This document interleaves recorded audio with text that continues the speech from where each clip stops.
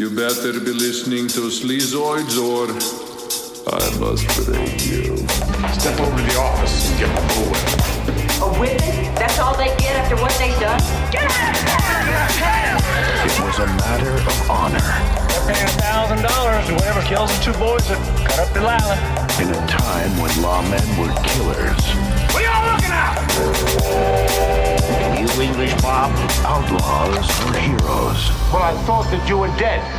Hell, I even thought I was dead. Till I found out it was just in Nebraska.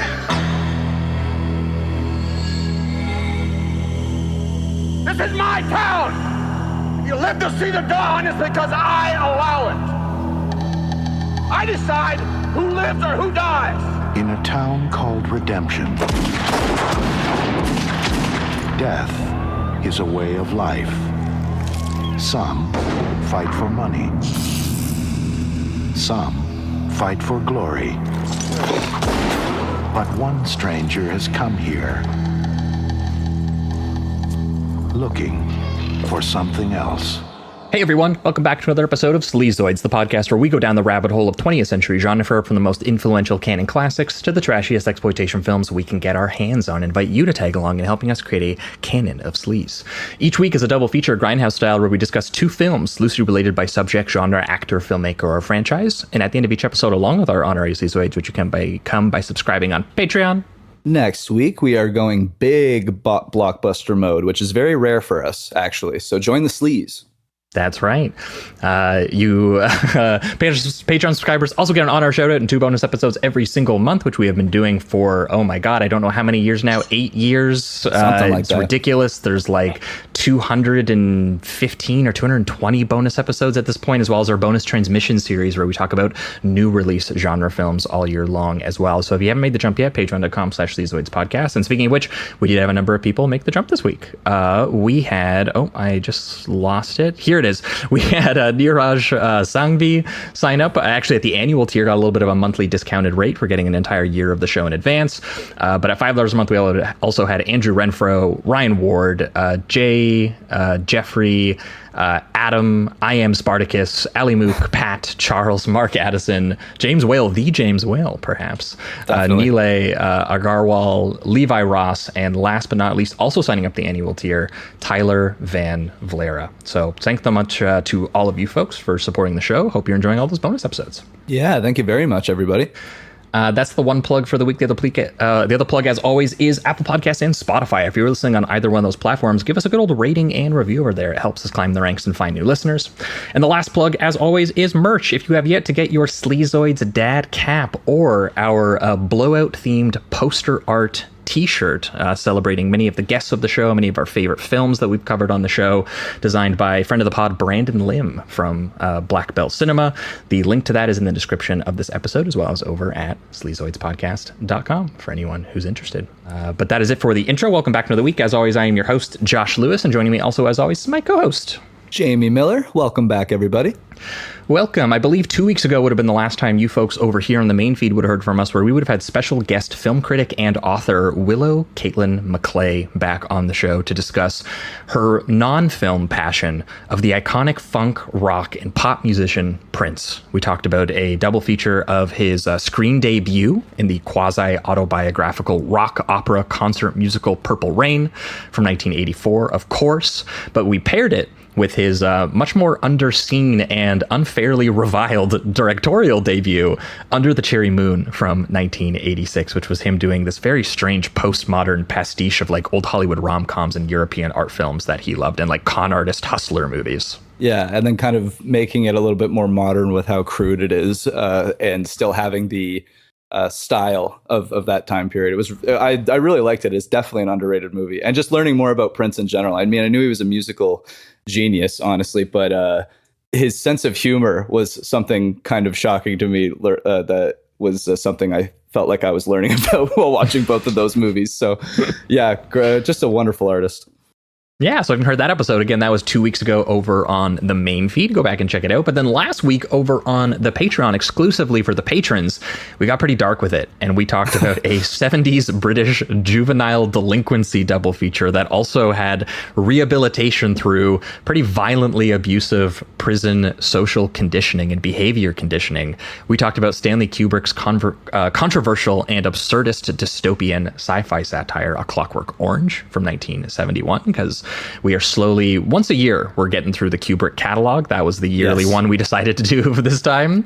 And we paired it, though, with Alan Clark's really upsetting social realist Borstal prison drama called Scum from 1979. And we liked the idea of two different directors with two completely polar opposite styles tackling pretty similar subject matter. Yeah. Clark is very grounded with the way that he does Scum, and it's just it's a very miserable ride. I love the movie, but it's incredibly heartbreaking.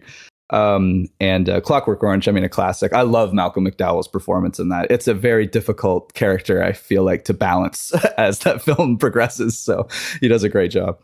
So yeah, if you haven't heard that episode, again, that was last week over on the Patreon. Go back and check it out. But moving on to this week, we are joined by a very special first-time guest. He is a co-executive producer and writer for TV shows you might have heard of called The Bear and Beef, as well as a writer-director whose recent feature debut, Lurker, went to Sundance, won some Indie Spirit Awards, and most importantly, was deemed one of the best films of 2025 by this podcast, by yours truly. It was. That guest is Alex Russell. Alex, welcome to the show. Thank you. I'm so happy to be here. I didn't know that last thing that you said until this moment, so I'm very... No, we kind of wanted to flatter you a little bit up front. We're trying to be like, you know what, maybe he'll enjoy it. Maybe he'll come back next time. Or maybe he's just like, you know what, they too much up front. You guys are coming out a little No, but I mean, huge congrats on the movie. It was very cool meeting you at the Toronto premiere that you guys held here and talking to you after the movie and being like, you know, learning enough about some of the other films that you were talking about and being like, we got to have this guy on at some point. And it was actually only looking at your credits after that I realized that you also wrote what is my favorite episode of The Bear as well, the Forks episode, because I was actually pitching, because I don't think Jamie's watched it yet, but I pitched Jamie on the show by saying, Jamie, there's an episode where one of the characters like basically becomes impassioned and finds purpose through process, and it's heavily scored to the Tangerine Dream score from Michael Mann's Thief. Yeah, and I told him that, and he was like, okay, I guess I'm adding the show to my watch list, and I had literally no idea until I looked it up later that I was like, that was Alex's episode. That's sick. I ended up spending a lot of time listening to that soundtrack on YouTube while I'm writing. Like after that all came out, I ended up just like, you can actually put things on loop on YouTube. I didn't know until I started doing this. But there's a very delicate balance, I think, of how much melody there can be and how much rhythm there can be so that you can focus on whatever you're writing and not be totally distracted. Like lyrics are a no-go, but yeah. Oh, absolutely. I feel the same way about reading. It's one of my reading soundtracks, the same way that like the Assassination of Jesse James soundtrack is another reading soundtrack for me. I totally get what you mean.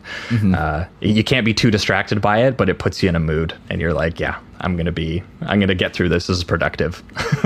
But Alex, thanks so much for joining us. As the show goes, we let the guests choose the double feature that they are going to be bringing on the show. And I wasn't sure what direction you were going to take us in. I was like, maybe he's going to say something that inspired him that he's either working on now or that he's already worked on. But you went in a bit of a different direction. So what two films are we talking about today? And what was your thinking behind pairing them together? Well, we've got two, I guess, what are called revisionist Westerns from the 90s. One of them being Clint Eastwood's Unforgiven, and the other is Sam Raimi's The Quick and the Dead. And beyond sort of obvious parallels, such as like to Gene Hackman, you know, villainous performances, these were also just movies that I saw as a kid on TV. It was the kind of thing that I just remember if my dad was in the middle of something, like coming back from a run or like in the middle of work, like he would stop at the TV to watch whatever's the rest of this movie, or at least up to commercial. Did he do the classic dad pose too of like standing and like not sitting in the chair and like sort of like hand on the hip? I didn't know that was a universal stance, but it is. That brought me to where you did it just now. Exactly like that. And the remote in the hand. Yes. Oh yeah, just in case. Yeah. This has been a trend. I've been seeing this online. People posting their dads just like being stopped in the middle of the room and like being like sucked in and not like still thinking, you know what, I'm going to keep walking to go do the task I was going to do. But actually, I'm watching 30 minutes of Unforgiven. That's right. You're not actually watching a film if you're standing there. You're doing work still. I like it. I also like to include both of these in this genre that is exactly what you're talking about. Pre-streaming era, or like if you have a hotel TV that has satellite or cable. I think Gladiator is also this genre where it's just like you might not have chosen that on Netflix tonight, but if you were in this, if you were caught in the stream halfway through it, you're going to end up watching the rest of it for whatever reason. Like if you're halfway through any of these movies on a hotel TV, you're stopping there. And it used to have to do that. Do you remember how old you were when you watched this? Like Unforgiven specifically? Yeah. Because this is a hell of a movie to watch as a young kid. That's awesome. I was probably like 8 or 9. Awesome. And I was totally taken by it. Both of these. But let's talk about Unforgiven. I was totally taken by it. And, you know, I think it's interesting to talk through like the revisionist, whatever genre quality. But in reality, these were, because of my age or because of what TV was at the time, these were my introduction to the Western genre. So I didn't see the original spaghetti Westerns until much later, sort of intentionally.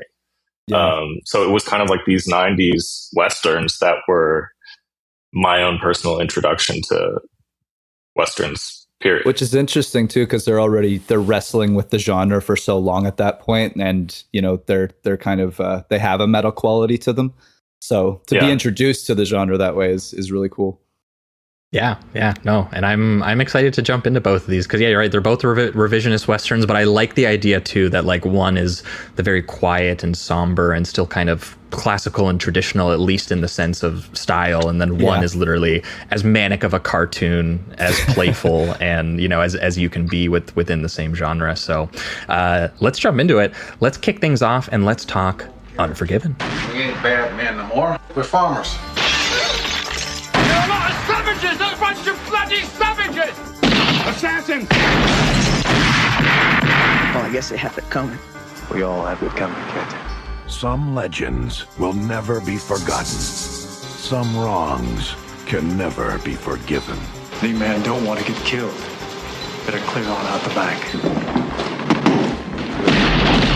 Unforgiven. All right, we are talking Unforgiven, the 1992 revisionist Western directed by Clint Eastwood, written by David Webb Peoples, and of course starring Eastwood himself as the former ruthless gunslinger turned gentle widower and farmer William Money, who gets back into the bounty hunting business for one last job and essentially existentially reckons with what it means and how it feels to kill a man alongside an all-star cast, including Gene Hackman, Morgan Freeman, and Richard Harris, and a few others we'll talk about. Saul Rubinek gets in there. This is our, 11th time talking about legendary actor and director Clint Eastwood, where we have covered everything now from his breakout spaghetti Western Man with No Name era with Sergio Leone, where they developed his economical and mysterious sort of tough guy star persona, to his iconic 70s run with one of the all-time great blunt force American genre directors, Don Siegel. Obviously that exploded with Dirty Harry, concluded with Escape from Alcatraz, which we've talked about.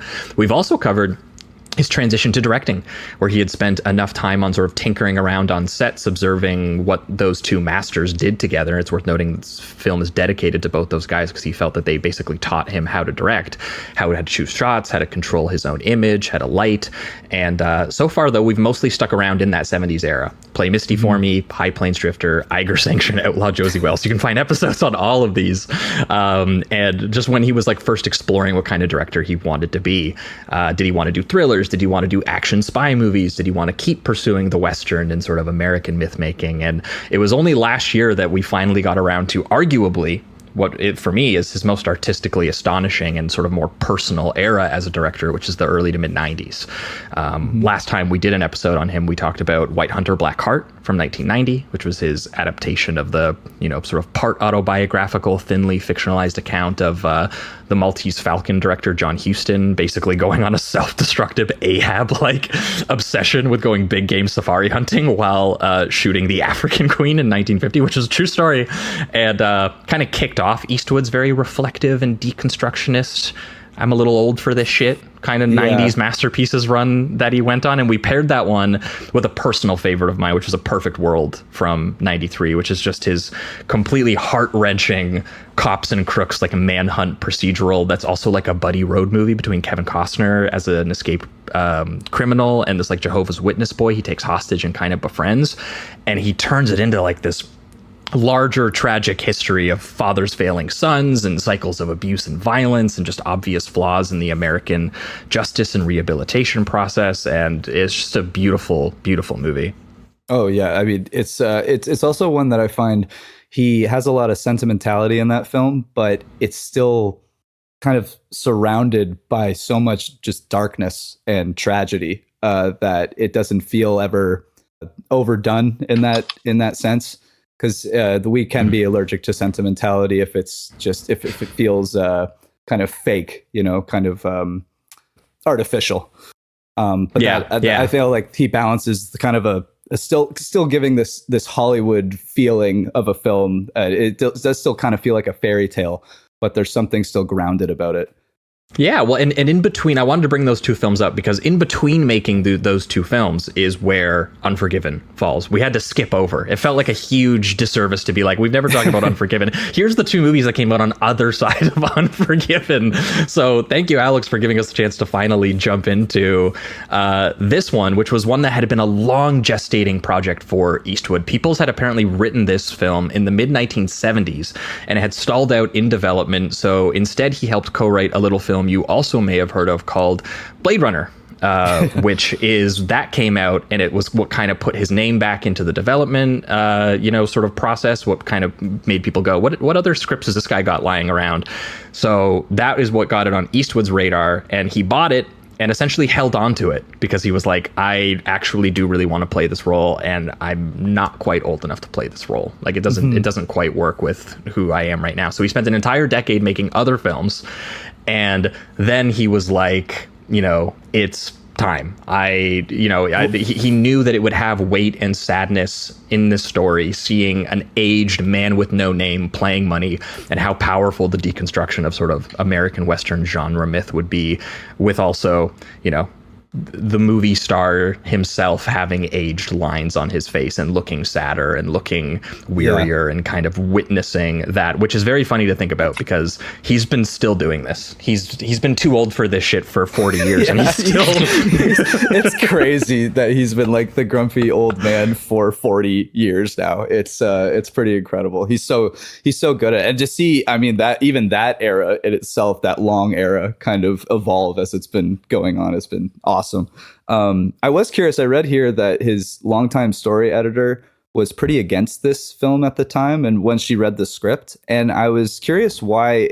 I thought maybe it would be because it is a very dark film, but it doesn't feel any darker than like High Plains Drifter or something like that. We've talked about this before, but the people around Eastwood were very much, you need to maintain your image and control your image, and I think the idea of him in the final scene of this movie, they were like, dude, that's going to kill your image. Like that's pretty brutal. That's not heroic. That doesn't feel good. That's not Clint Eastwood, but including he regularly ignored dialogue that's in this. Do you remember that movie with the monkey that he made? That was also the other one where people said, you can't make that. That's going to destroy your career. And it was literally the biggest box office hit he ever made in his life.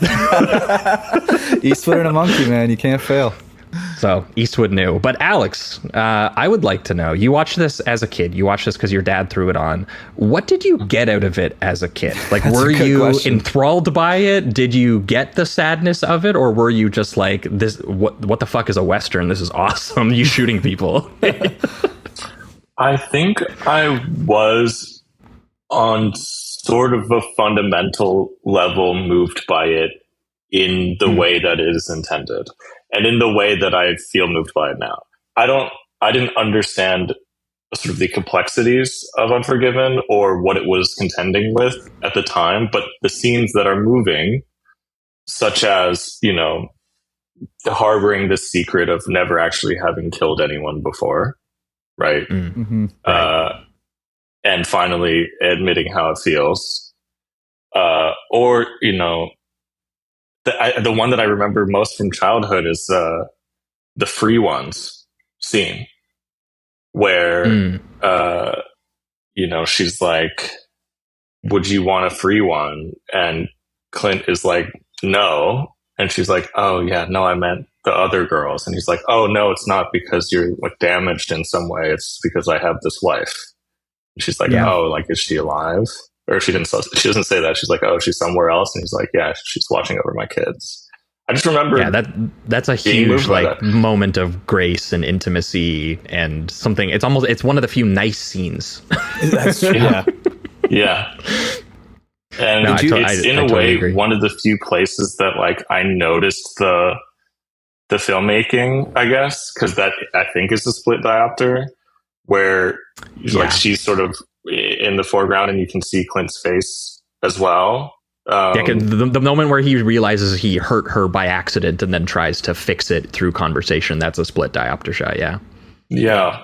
I probably did read the ending as heroic as a kid. When he just starts going crazy, I'm just like, yeah, this is fucking awesome. Like, it's time these are the bad guys. Yeah. It's kind of the complexity of the film is that it gets to that point, and in a traditional way, it works in a traditional way where you're like, yeah, this is a pretty bad guy you want to see get taken down, but it's the mood of it that makes you go question it. You're like, huh, right. And seems a little darker and not as fun as it's supposed to be. Yeah, and it's all the information we learn about money along the way that really feels like instead of this heroic build up to saving the town, it's mostly just his demons coming back to the forefront and just being like, hey, I'm here and I'm about to slaughter everybody, and I have to go back to this incredibly evil version of myself that I've been trying to both hide away and, you know, kind of work on and get rid of and focus now on my kids and all of that. So yeah, it's who, by the way, he said bye to however many days ago, however many weeks ago. He was just like, all right, you like they were younger than me when I was watching this movie. And they were down like, the 4 kids. Yeah. And the kid is like, the boy's like, you're what? The man now. And then he just leaves. And you never see them again, I don't think. It had been a while since I saw it, and I had memory hold. I thought he like left them with someone, but he definitely doesn't. I thought there might have been a piece of dialogue that's off that says something like, you're gonna go like every once in a while go to the neighbor's house or something like that. Yeah, but even that is like, there's, when you look at his piece of land, there's no neighbors in sight. So even if these kids have to go somewhere for protection, they are walking quite a ways. And it's, that part is pretty funny because he still mentions his kids. He's constantly talking about how much he loves them and how much they mean to him, and how like his wife and his children have kind of guided him to a better life. But it is funny for him to just be like, no, I need the money. You take care of yourselves. And eventually, I think he starts to include Ned, played by Morgan Freeman. And when Ned eventually makes a decision later on in the film to leave, he does include and say, hey, could you check on my kids? So they are doing God knows what, by the way. Yeah. He says, kill some chickens if you have to. Yeah. Yeah, well, I mean, I think that this is a good place to start, because I really do think that like part of the genius of this script and of Eastwood waiting to do it at the time that he did it in is that it really does sell this opening aspect of the film where you go, I mean, you know Eastwood as a cold-blooded killer in cinema history. You know him as Dirty Harry, you know him as the Man with No Name. The body count that you've seen him give prior to going into this movie, if you saw it at the time, you know, he's obviously playing with that deliberately, but at the same time, when he presents this information to you, it's completely sincere. He is a changed man. He looks different. He looks weird. He's got mud on his face. He's literally hog wrestling. Like, it's like he looks a little bit sad. He does look like when they kick off that, you know, trying to show you he's not in this racket anymore, and you have the Schofield kid show up, played by James Woolvelt here. You know, he's the more sort of young, brash, tough posturing bounty hunter kind of character you're maybe used to seeing Eastwood have lines. And when he goes, I'm looking for a rootin' tootin' son of a bitch, you know, from the old days, a killer, guy who robbed trains, guy who killed Clearly famous gunslingers. Not you. Exactly. Like, he has that realization.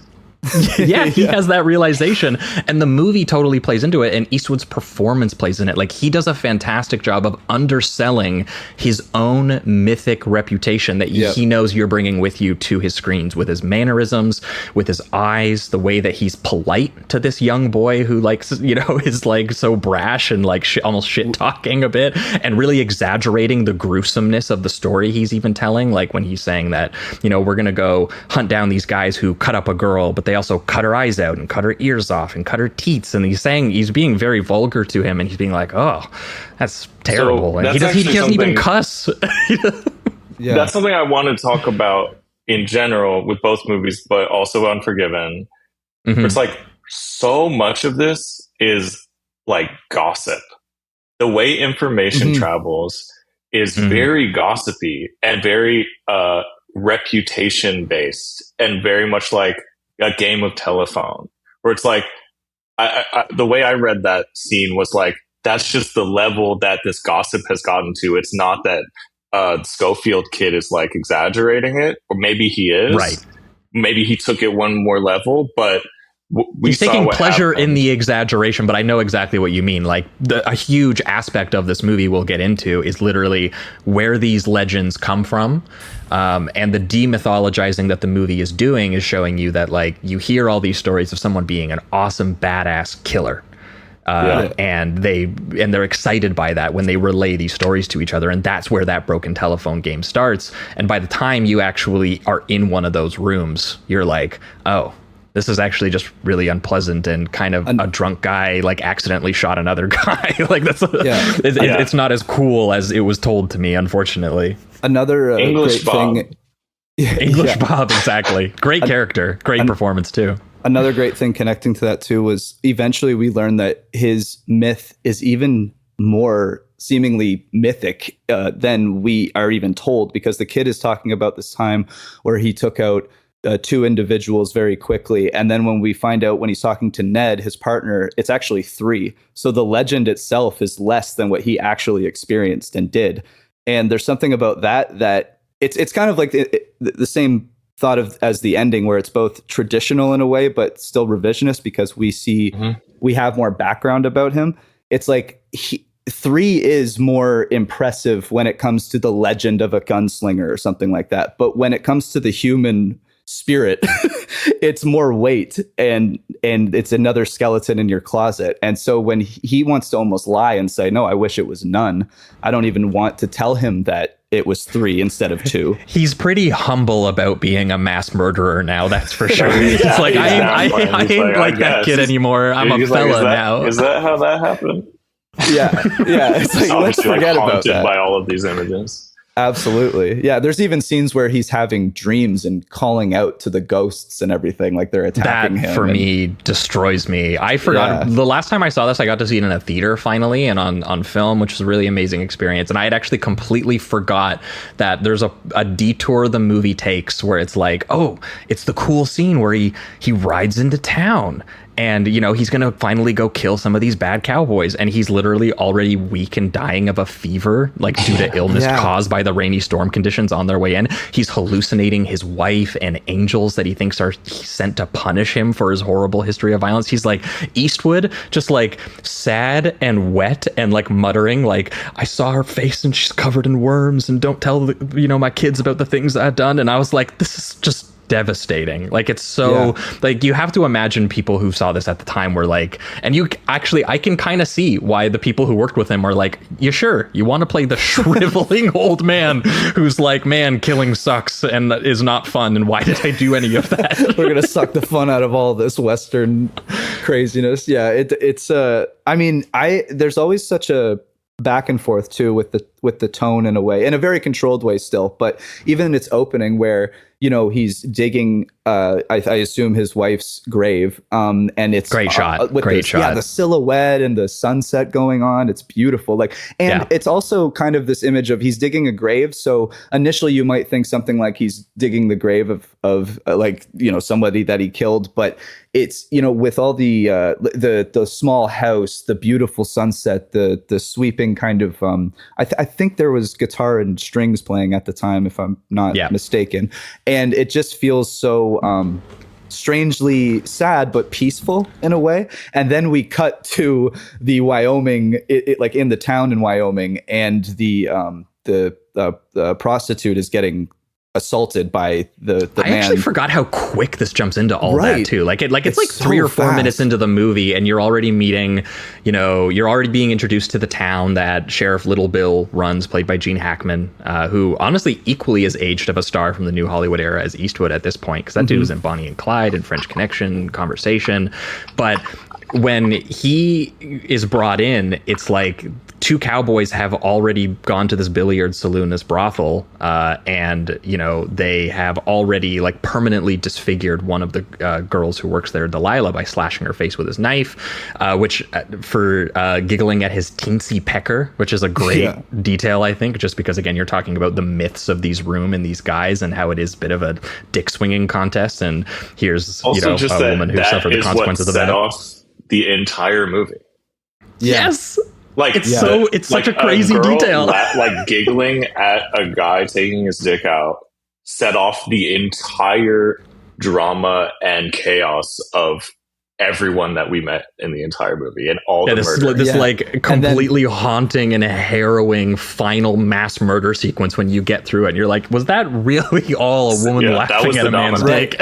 And that's all it takes to deconstruct the entire thing. It's like, and then the rest of the movie is just demythologizing all of this like fragile heroism and, you know, pseudo masculinity and all of that. So because I mean that's because it's not only that too, it's also that Little Bill deems it not worthy of these guys being punished for it. Like, they don't deserve a trial, they don't deserve a hanging. It's literally just like the threat of a whipping and the promise of like some ponies paid, not to even the girl, but to the male brothel like owner, because his property was damaged and she's seen as like a capital investment rather than a human being. And he literally goes, they weren't bad men, they were just boys who were foolish. And like that misogynistic sort of injustice is what kind of results in the girls pooling their money together so they can hire a bounty hunter to kill these cowboys who deserve this punishment. And you know, that is what brings the attention on the town, that all of these outlaws are going to maybe come in and cash in on this, and it's something that obviously Little Bill doesn't want done. And that's really like, it's incredibly simple. It's such a simple setup, and it's established in the opening like 5 minutes of the movie, and the rest of it is how can we make this as slow and punishing as like where we're getting. There's going to be some sort of, you know, the bounty hunter is going to get to the town, the corrupt guy's probably going to go down, these cowboys are probably going to die, and get their just punishment. And it's just not going to feel that way because of this like slow motion descent into none of this is good and arduous. It feels like you don't get to have any of those moments of just pure like gunslinging chaos. Even once it gets to the end, it's even directed in a certain way, but before that, all of the gun moments are very drawn out, and you actually have to sit with a man crying about having a bullet in his gut. He's bleeding out, and he's in front of his friends as he's dying. And it's like, to me, the genius in the writing and the directing of like the scene where they first kill, because are you talking about the one where they first shoot the one kid who is, by the way, also the kid, because there's 2 cowboys who get involved at the beginning of hurting the girl. One of them doesn't actually do it and really regrets it and like tries to like pay her in like his best pony, because he's like, you know, he does seem genuinely regretful. That's the guy who gets shot first, which is like a crazy friend detail. Of the slasher. So, exactly. So as far as like this was the other one that as a kid really affected me, where you're forced to sit in this moment of just, he's been shot. Everyone's like, just like timing it out, I guess. Everyone's like, okay, well, I got him. So he's going to die at some point. And he's just like, I'm so it's the thirsty. Waiting. I'm so thirsty. That's what it is. And also that look on Morgan Freeman's face too, when he panics because he realizes that he doesn't have the killer instinct anymore either. And he doesn't want to hit that shot, that he hits like the horse or whatever. And it falls on the kid. It's Eastwood who then grabs the gun and takes the shot that hits him in the gut. And they're like, we are just going to, while his dead horse is on top of him, while he bleeds out, we're just going to have to wait to see how this goes. And literally all you hear is this guy, I'm dying, boys, Jesus, I'm thirsty. And Eastwood is like, for fuck's sakes, get him some fucking water. I'm not gonna shoot you. And I love how there's so many things going on too, like within the performances. The young kid is just back there kind of jittery and excited, but you can tell he's also nervous and obviously never been a part of anything like this, because he just keeps asking questions like, did you get him? Did you get him? What do we do next?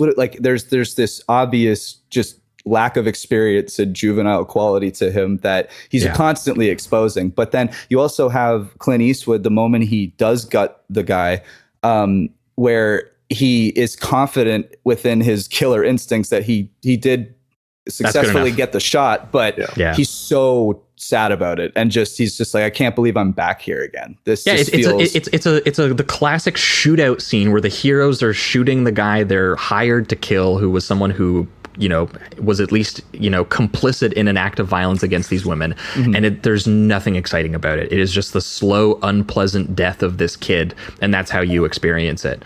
And like, that is ultimately the point the movie's making, right? Like, it's so unpleasant. That's also when Ned tries to back out of the whole affair. And it's like, I don't think I want to do this anymore.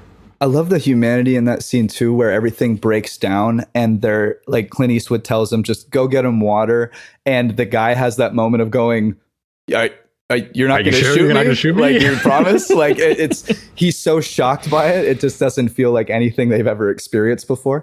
And so, that scene is definitely one of the best. I think this whole movie is a masterpiece. It's so filled with that. I was sitting here taking notes for the whole thing, and I was like, I was literally writing, this is like the best scene. And I was like, wait, no, this is the best scene. And legitimately, I think there's an argument to be made that the best one is, for me, and it's very instructive one, is the entire section when English Bob rolls into town. Because I love this section of the film, because obviously, they aren't the only bounty hunters looking to cash in. There's this guy, English Bob, played by Richard Harris, amazing 60s British acting legend. And he feeds more into the legend that he's kind of made for himself. That's what I love about him. Like, he's a gunslinger of equal reputation to money, but he's proud of it, and so much so that he literally has a biographer following him around in the form of Saul Rubinek's Beauchamp. And he is literally in the process of self-mythologizing. He's a show-off. He's the braggadocious character. We'll talk about a similar character in The Quick and the Dead, because it's the Lance Henriksen character, where he's like, he wants to put on these shows for people. He wants to bait the cowboys into a fight. He wants to shoot some pheasants for sport. And he talks in this very flowery, dignified way with his accent, and he wants to be written in the history books in this very specific way. Literally, the book is called The Duke of Death, or as Gene Hackman calls it many times, The Duck of Death, because either he can't read or he is just making fun of him. At a certain point, he insists they call it The Duck of Death, because he's just like... Yeah, English Bob, to me, is the most Quick and the Dead character in Unforgiven, for all the reasons that you're saying. And there's something so efficient, and they're almost like Pokemon in Quick and the Dead, where it's like they're called this, and they have this one thing about them that's sort of a quirk, and that's how you remember them by. And with English Bob, it's like, his name is literally English Bob. He's obsessed with a monarchy over a president. Like, he's constantly talking about that. Even when Hackman gets to him, he's like, you still talk about how we should have a king or a queen instead of a president? And that's like all he talks about the entire time. I want to say, like, something about Hackman that's like true of both movies, and just like something that's so intoxicating about his performance is like, when he gets the chance to be like, what about all that shit you guys were talking about? You know, what of all that shit you were talking? When Hackman gets you in that corner of like, now you're not that really at him. It's the best. It's so fun to watch. And he enjoys to pop English Bob's bubble and the idea of all these, you know, gunslingers and how cool they are and all of this. And that's the scene that I was referring to when it sort of when all of this ends up backfiring on English Bob, and Little Bill makes an example out of him to try to deter sort of the other bounty hunters bringing violence to his peaceful town. It's when we get the first sign really that like Gene Hackman's character, despite the kind of friendly, charismatic demeanor he can sometimes put on, that he's a scary man, and that these, you know, he knows how to work these gunslingers, and he's worked much harder, more violent towns than this, and that's why he has this rule about having a sort of a gun control policy for everyone except for him and his boys, because he wants to run it almost in this like corrupt, egotistical, almost like a town baron. But when he gets the opportunity to delight in making Bob's biographer piss himself and then humiliatingly beats him in front of the townspeople, an act that like none of the people watching it feel good or cool about. They were just like, damn, this guy is clearly power drunk and violent as any vigilante gunslinger seeking glory. And it's a really important quality to what the film is deconstructing about these fantasies or these power myths about cowboys and sheriffs and outlaws, and these, you know, these young kids again hear these stories of cold-blooded men and go, hell yeah, that dude's the meanest motherfucker ever. He's awesome. When in actuality, there's nothing heroic or redemptive. It's cold and it's ugly and it's messy. You're just watching a man beat another old man in the street. It's unglamorous. It's morally compromising to even be a witness to it. You're like, this is just a display of brute power that I'm uncomfortable with. And he follows that up with that awesome conversation with the biographer and Bob in their jail cells, where he literally breaks down his book and corrects the myth of his book. He's like, oh, Bob told you that he killed an awesome gunslinger defending a woman. I think the guy's name is Two Gun Corky. And he's just like, yeah, in fact, he just drunkenly tried to kill a guy who cucked him, and he didn't even wield two guns. He just one of his guns was just his big dick that he fucked his girlfriend with. And literally the only reason English Bob survived is because his gun malfunctioned. He accidentally shot his own hand off, so that then Bob can then go up and finish him. And like that whole story and the way it just totally deflates the biographer, him learning that, and like it's just like, but I heard such a cool story that was way more awesome than that. And he's like, no, I'm gonna show you how pathetic all of this actually is. Also this great physical, you know, moment at the jail where he's like, okay, I'm gonna show you everything in 5 minutes right now. Here's a gun. Yes. Go ahead and shoot me with my gun. I have no gun. We know that the biographer's not going to do it, right?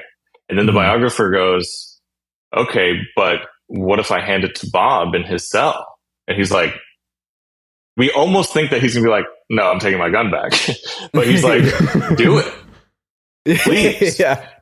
And so the biographer hands it to English Bob, or like it's just right there in between the cell, and he has the opportunity to grab it. And, you know, the tension in that moment and how long he holds on them looking at each other. It's so good. And he just can't do it. And that tells the story right there. And it's like, you know, that the biographer like can't wait to like start his new book with that scene. Yeah. And it's I mean, he interesting literally, too, when English Bob gets kicked out of town, he literally sticks around to be like, I'm going to write about this guy. This guy is way more squirm inducing and actually has actual power. And it is interesting. Like Hackman even says to him too, he's like, it's a smart thing, Bob, that you didn't grab the gun because I would have killed you. So he was just, it's like looking for that excuse because he still wants to be a lawman. He does say that he hates assassins, but he pretty much looks for any opportunity to do it in some type of justified way through the power that's been given to him. And the biographer I really like too, because his whole thing would be, he is the kind of the legend teller, right? He's going to be the person that writes this down and has generations talk about. He's going to spread the story that the kid is then going to go relay to someone else. Yeah. So for him to also have this kind of corrupt feeling to him, especially once he starts working with Hackman and he finally does meet Money, I think it's a really essential character, however small, because it just also shows you like where this kind of why I guess this violence is so glorified, because that is what this author seems to be mostly interested in. It's kind of the way he puts on the little poetic, way. flowery language. Mm-hmm. I was just thinking, like, a fun, like, on the nose way to end this movie would have been Clint Eastwood just shooting the writer in the head. Yeah. Oh yeah. Like, actually, the story's over. We don't need to mythologize this any further. Through his freshly written book. No more westerns. That'd be in the Quick and the Dead, definitely. Yes. Speaking of which, both movies, Hackman has a moment of saying, "You know that story? Actually, I was there, and it didn't happen like that." True. That's not how it went down at all. Masculine, shootout that you had, where you gained all this clout from killing all these people. Actually, I was there, and it didn't happen like that. I was actually the guy who was really cool in that situation. Yeah, and I just enjoy how delighted he is in like bursting that bubble for people and like doing it. It's similarly, I think, to, I think the film does it in a more mournful way, but like it is symbolic to what the film is trying to do for you, right? Every time I revisit this, I am just so blown away at there are traditional elements of this that work as a classical Western, but every single opportunity, there are moments where it's like, where these guys you like are on a mission to go take out guys you don't like in the broadest details possible. Right. But the overall film over and over again casually undercuts like every conventional moment or avenue. Any satisfying moment. Like any moment where you would be like traditional, like that's actually, satisfying or nostalgic or exciting. And it just instead locates dread. Like it's like the setup is so there is a redemptive cathartic Western in the idea of like a guy with a dead wife is on for one last job. He's given an excuse to be heroic and kill some bad guys at the end, and you watch it and it'll occasionally indulge those moments. Like here is him and his best friend Ned Logan, played by Morgan Freeman, and here these two guys are hopping back on the saddle, and here's these lyrical sunset shots of them riding, and there's something cute about their friendship, and then it'll just be immediately followed by a moment where they're sitting around the campfire, and he's like, "Remember that drover I shot in the mouth and the teeth came out the back of his head?" Like, I still think about that sometimes, and that guy didn't do anything to deserve that I could remember when I sobered up. He's like, that was just kind of fucked up, eh? I think too, having the contrast of like the experienced older man thinking about these things, and eventually when we see the kid react to him killing somebody, it's just so opposite, obviously. And like when Clint is talking about those things and doing those things, there's obviously regret and contemplation, but there's still it's like he's been used to it for so long that there's no real emotion behind it as well. There's still something where he's like, it feels as if he should be more upset, more shaken by what he's done. But I think there's a callus that's been built. He's numb to it. Yeah. And it's just in his performance. He's so good at that. He's so good at still kind of channeling, like he's still wrestling with something incredibly heavy, but he can't quite get there to really be totally human about it. It's awesome. Especially when we get to the point of watching the kid react to his first killing, and you just see the human fact that the staging of that killing, that he just like goes and shoots a guy while he's helpless and taking a shit, and he like stops to think, he like hesitates for a moment because he's like, am I really about to kill a guy on the shitter in the outhouse? He's like, this doesn't feel like that awesome. Like I've been told all these stories are. Is he also instructed to do so by money? Like that's the strategy? Yeah, money sends him in to go and get him because they wait outside their like little hut that they're all hiding in. Which is another thing that just says how like just not glorious this is. There's no real cool. He's like, no, if you want to survive, this is actually a good tactic to do this. And then when the kid actually does it, he's like, he's drowning himself in whiskey and tears over it. And he's like, he has a great line where he's like, was that what it was like in the old days? Because he's like, it didn't feel right to him, and he describes it as not feeling real, and he's dead now. That didn't feel like a Sam Raimi film. What's going on? Yeah. Or it's like didn't have the awesome like spinning gun. Like grew up on Westerns, right? That he's like a kid who's watched all of these Westerns, and it's like, okay, I'm ready to like the horns need to be playing now as we ride into town. and every moment is like a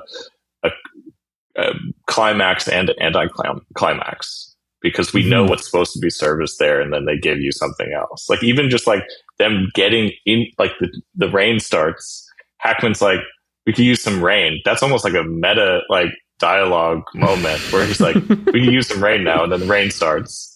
It's like he's talking through the screen, and then they ride into town. Clint Eastwood's immediately sick, and Morgan Freeman is just like, hey, would it be cool if I just like went upstairs with some of those whores real quick? Like, can I just like what is their plan even? Like they have, like, he's just like, could I get some the advances on the, there's really, would that be cool if I availed myself or whatever? Yeah, and it leaves him alone for the first meeting between Hackman and Eastwood, which is him disarming him, slapping and kicking the shit out of him, like not realizing obviously who it is that he's humiliating. And it's not often you see a movie star outside of like Jackie Chan let them just get so beat the shit out of on screen.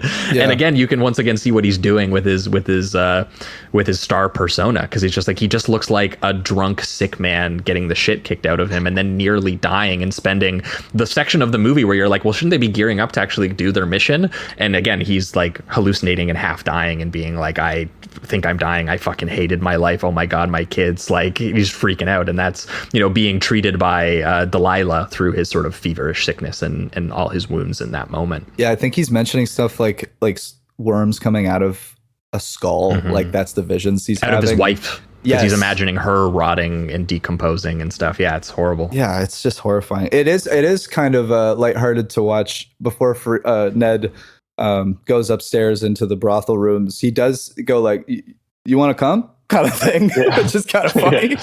It's like heavily implied that they have been real close boys for quite some time. No, but it's like Ned is such a great character too, and Morgan Freeman really plays him beautifully when they're first introduced, and they do he's surprised that he's kind of pulling him back. He's like, I don't know, you want to do that again? I thought we were over that. We're both retired. And he's just like, I got one last easy job.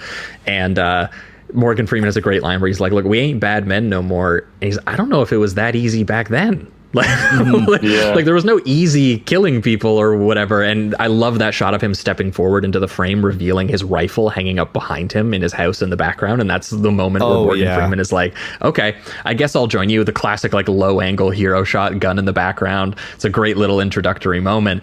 And then again, you think that Ned, his arc is going to be, I'm going to be, he's going to help him complete this mission. But again, at the first sign of them actually killing one of these guys, he realizes he can't even pull the trigger. He tries to back out. He doesn't end up killing anyone. And he is the only one of them insanely punished for the crime of doing it, because they assume because he was in the riding party with them that when he tries to leave to go home, Bill's goons capture him, literally bullwhip him in plain hearing range of the town, and put his corpse on display in the street in a coffin as a warning to the other assassins. And it's just like that's just like such cutthroat, bleak writing. Yeah, and it's so brutal too, because he is shown as a character that feels like he has a bit better of a head on his shoulders, because he is also less desperate than Money is. There's the scene where he exposes the kid for being nearsighted because he's asking him more questions, and he even tricks him by saying like, there's a hawk up there, and then the kid, because of his ego, he says, I see it too, and then he's like, there's no hawk up there, you're full of shit, and all of that. I can see 50 yards. He's like, the 50 yards is good enough, we can still do the job then. Also, this is a little separate, but there's two parts. Like, I like the way that Clint Eastwood uses silence in certain moments. Like the one is where he re-meets Ned and his wife, and she just stares daggers at him. I don't even think she gets a piece of dialogue, but there's so much implied by every time it just goes to a shot of her staring at him like, are you really bringing this shit back? Oh, is it only one too? Because it just...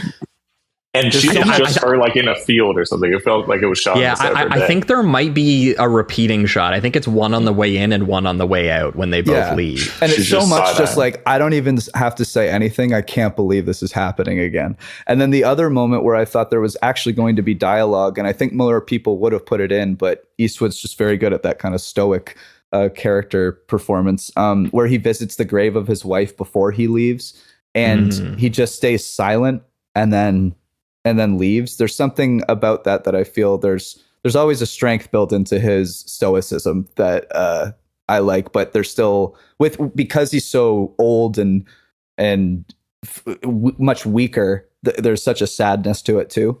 But there's a lot of like really like I agree. The silence, there's a lot of subtlety. Like despite the film being kind of obvious in some of the things that it's saying, some of the subtle techniques it does to get you there. One that I had completely forgotten about until this rewatch is during the scene with the kid, and the kid's freaking out about his first kill and all that. And obviously you get the iconic Eastwood line, "It's a hell of a thing, killing a man. You know, take away all he's got, all he's ever going to have," and he's giving this. And that's the part of the scene I always remember because I'm so moved by the kid's performance and by Eastwood's reaction to it and the coldness of it. It's just so sad.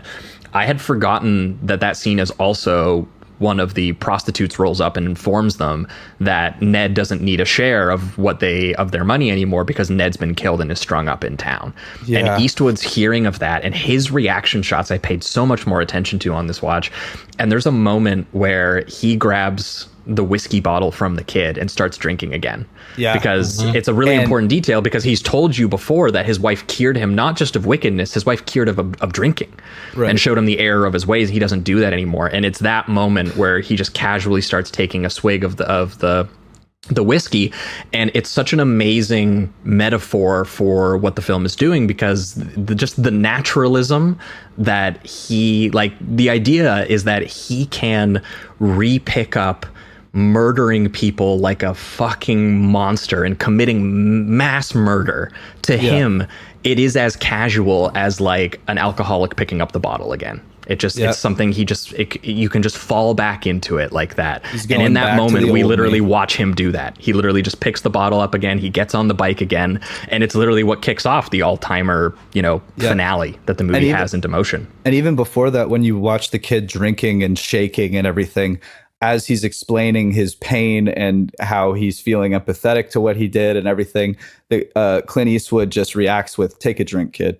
Like he already has the answer to it. He hasn't yet grabbed the bottle because he hasn't found out about Ned, but he knows that was just his answer. It was like, numb all of it, because it's the only way to get through something like this.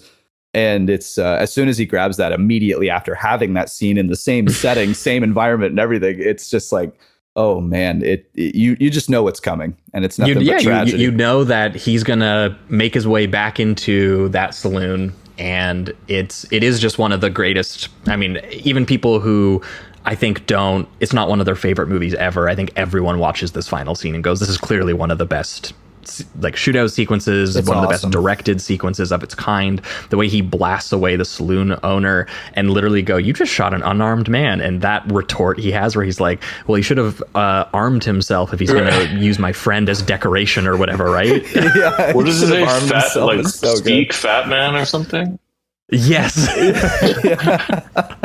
He's going ruthless in this scene. I also like too, right before this, there is something to be said about him actually trusting the kid at this point, in a sense. It's like they've gone on this specific adventure, and he's seen, I think, the kid wrestle with the demons for the first time. So it feels as if maybe he's actually shot some humanity into him by the kid literally says he's not gonna like kill another person. He's not gonna use a gun again. He literally says, "Take my gun. I don't need it anymore." Right. That was fucked up. For Eastwood to trust him and say, whatever happens, give my kid my share and blah, blah, blah, blah, blah. To give it to this kid after all the bullshit that we've seen him spew the entire time and get them in this situation and everything. It does feel like a pretty powerful moment, honestly. For like, I don't know if it's necessarily maybe just desperation on Money's part, but even for the kid to hold on to that responsibility and be like, okay, I will do that. That seems like a better direction, So it's also kind of heartbreaking because the kid is like, I am so not like you, actually. Yeah. What I wanted to be like you so badly, and I so am not that guy, and I'm so glad that I maybe don't have to be, and I have another chance here. Yeah, maybe the reason you're like the way I wanted to be is because something's broken in you. Like you're a bad person. And like you have really negative qualities. Yeah. That's the same scene, I think, though, that Eastwood ends with saying, "You're the only friend I've got." Yes. Mm-hmm. To the kid. Because, yeah, literally his best friend, he just got him killed as part of this mission. Yeah. He's like, yep, that's it. No more. And that's why he goes. I guess this is just what I would have done. If there was just one moment in the shootout where just there's the tiniest hint of a smile on his face, where just like the smallest part of it is enjoying, he's like, I'm fucking back. Like there's just like a sliver of it. Because like when you think about it, as far as like reluctant, hero, like it doesn't take much for him to get back on that horse. The kid doesn't even come back to convince him again. He just, we don't know how long it's been since he put down the gun. Really, could have been like a year. It could have been like not that long. But he comes. It's a little bit longer than that because I think he says his wife died 3 years ago, and his wife was the one who got him off. So I kind of assume it's got to be at least a few more years with the wife and kids. Like it's got to be probably like a decade. The way that like the kid's not that persuasive. He just comes and tells him that there is a job, and we don't get the sense that they're that desperate. They're just on a little farm, and eventually he's just like, okay, I'm doing it. Mm-hmm. Like, there's definitely a desire. Part of him wants to, like, he could have gone back at any time, just like Morgan Freeman, but he doesn't. Mm-hmm. Like, it feels like it's also a matter of, especially this, selfishness of leaving your kids alone. Like, and it feels quick even when he leaves doing them. something like this to feel purposeful at all. Yeah. No, I definitely. Well, see, that's what I too. like so much about the finale is I feel like the finale and the way it's directed, it feels like he's like slipping the boot back on, and it's like it feels like he's assuming his purpose and what he's amazing at. Just like the confidence of the way that it's shot, the confidence of like even his posture, like the difference in performance from that opening scene where he's like an old man with mud on his face, and his sweating. Kids are he's hog wrestling and this fucking shit, and then you get him in that final scene, and just the casual way he announces himself in the room and he raises his gun, and the really simple and shadowy lighting on him, the really subtle push-ins, that really portentous, like rainy, thundery sound design that suggests like just through atmosphere, like something cosmic or biblical has like brought him here, and how cool-headed he is in his response to the shotgun misfiring on its second shot when he goes to kill Bill, and just casually massacring everyone who comes to him. And it's a really important detail because Bill tells him that like, you don't need to be the fastest shooter. You just need to be the most, cool-headed, controlled person in the room. And it's that casual way he just slowly, boom, boom, the 6-shooter with ease. Again, it's like, get on the bike again, just boom, boom, and he earning that, filling that terrifying presence and legend, and showing you how earned it was after we were speaking about in the beginning, how it's like he does a good job of underselling that this is who he is, and then when he slips back into it, you're like, nah, 100% this is who he is. Yeah, it does feel like that misfire and his total lack of any response feels both like a complete confidence and an acceptance of death if it were to happen. And I think, speaking on the little smirk, I totally agree that would be fun. I almost feel like the dialogue when he starts to have he's almost playing with his food in a way, I've always been lucky when it comes to killing folks. Yeah, he crashes in and he says like, who's the fellow that owns... Yeah, the Batman thing, or who owns this shithole, like all this stuff. That's the kind of thing that I feel like my dad would be saying for the rest of the day. Yeah. Like he's just that owns this shithole. He's just poking and prodding, that's what's so genius about this scene, because you watch the scene, and I've spoken to people, like my dad or my dad's friends who they watch this movie, and it does legitimately play like, yeah, it's a movie about Clint Eastwood getting his groove back. Right. It's not harrowing at all. It kind of does play that way at the same time as also the mood and atmosphere telling you the opposite. Viscerally. Yes. And it's that's why it's interesting to compare, to really try and honestly think about what my read of it was as a kid. Because when you're a kid watching that, you're not thinking about any of this other complexity. You're just feeling the moment and the sort of larger chord progression of it. And viscerally, I definitely felt like that was a cathartic moment of killing all the bad guys. I'm sure I didn't think anything more of it at the age of 9.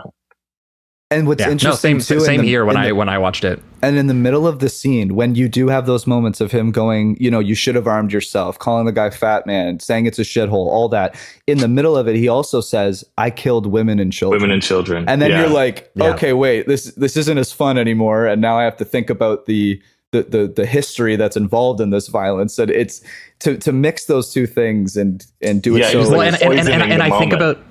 Yeah, exactly. Yeah. I feel the same way about like that really just humanized delivery that was so Gene Hackman's genius. When he gives that "I don't deserve this to die like this, I was building a house." It's the "I was building a house" line that always, like, he's just like, I was going to be a normal man. Why did any of this happen? Like, what the fuck? And then he just fucking deserves got nothing to do with it. Hardest line in any Western movie, in any movie. "I'll see you in hell." Yeah.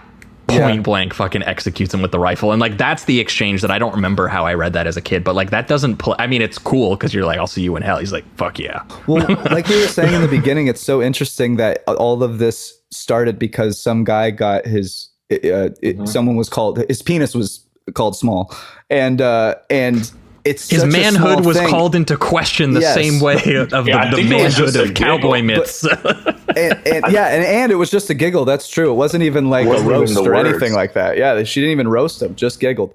And what's crazy though too is like all these small things, like when he's questioning how did we get here, that kind of thing. It did start with him just saying here, because these girls are your property, we're only going to give them like a small whipping and they have to give some ponies over to you. That small decision is what set off those girls to make the bounty.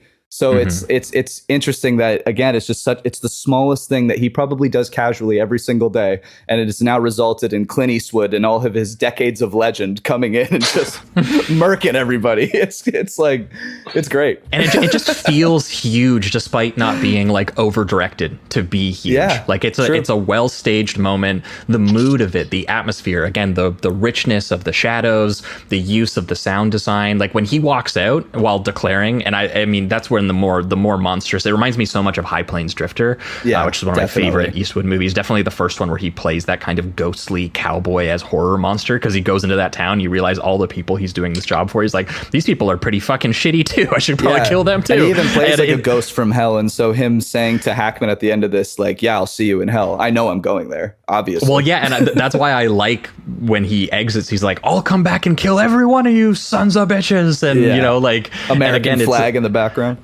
Like it is giving you the traditional pleasures of Clint, but at the same time you are a little repulsed, and I find that is done in the same way with like even the sympathetic victims, even the women kind of watching their paid savior leave town. It's with like this ominous horror strings on the soundtrack and like this terror that, like he's threatening to, like, if any of you shoot at me, I'll literally kill your entire fucking families, is what he's screaming on his way out of town. And they're just like, holy shit. Yeah, it's not that heroic, it's really a like, hell of an ending. I'm going to get rid of the criminals or the murderers or the whatever. It's I will kill your wives. I will kill your children. Do not fuck with me. Like it's wild. Like it really isn't. It doesn't feel heroic. Yeah, absolutely. There's something seething and disturbing in just some of the details that they throw into what otherwise plays as traditional catharsis. It's obviously genius. You don't need people to tell you that on a podcast. I gotta say too, though, the crazy contrast from him going into the darkness after saying that and doing that, and then they're just like, here's the nice silhouette and the sunset, the little guitar and is he's back with his kids, and I'm like, oh my god, dry goods in California. Yeah, baby. That's awesome, dude. Some dude just bought some dry goods off this guy like a few years later. He said, you know what? I'm just gonna sell fruit. That's all we're gonna do. Oh man, crazy. So good though. It is, yeah. If we're pivoting towards the reductive rating round for you, Alex, as we remove all the words and all the nuance and reduce the movie between a number between 1 and 5, but it's also become like final statements or final anything that if there's a note that you took or a line that we didn't hit that you wanted to bring up just as we're wrapping up. This one is like obviously as 5 as you can give. It is amazing to watch an older, wearier Clint go back to, again, this sort of ghostly, self-critical, both Sergio Leone and Don Siegel sort of cowboy as horror monster vibe that he was doing in High Plains Drifter. And it is just one of the saddest films ever made about a character who like essentially deals in vengeful executions and mass murders and massacres with the same matter-of-fact naturalism that, again, it takes for someone to pick up the bottle again. And every time I revisit this, I'm just so blown away at how casual and how traditionally directed it is at times, while also undercutting every conventional moment or avenue that, again, this movie would make you feel nostalgic or excited by it, and just being so mournful and meditative and at times tender as well, like in the scene between Eastwood and the Delilah character. But again, like Eastwood rolls into town to kill some cowboys. You're like, fuck yeah. What if he's dying of a fever and hallucinating angels? And he's like, and wants to die.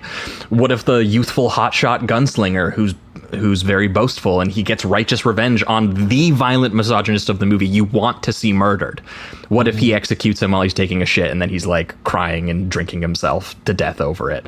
You know, just every action beat you've seen in another film is just punctuated by like the screams of a dying kid, or like the torture of a friend, or like the vicious beatings of like the lawman who is just as corrupt and power drunk and egotistical as any gunslinger.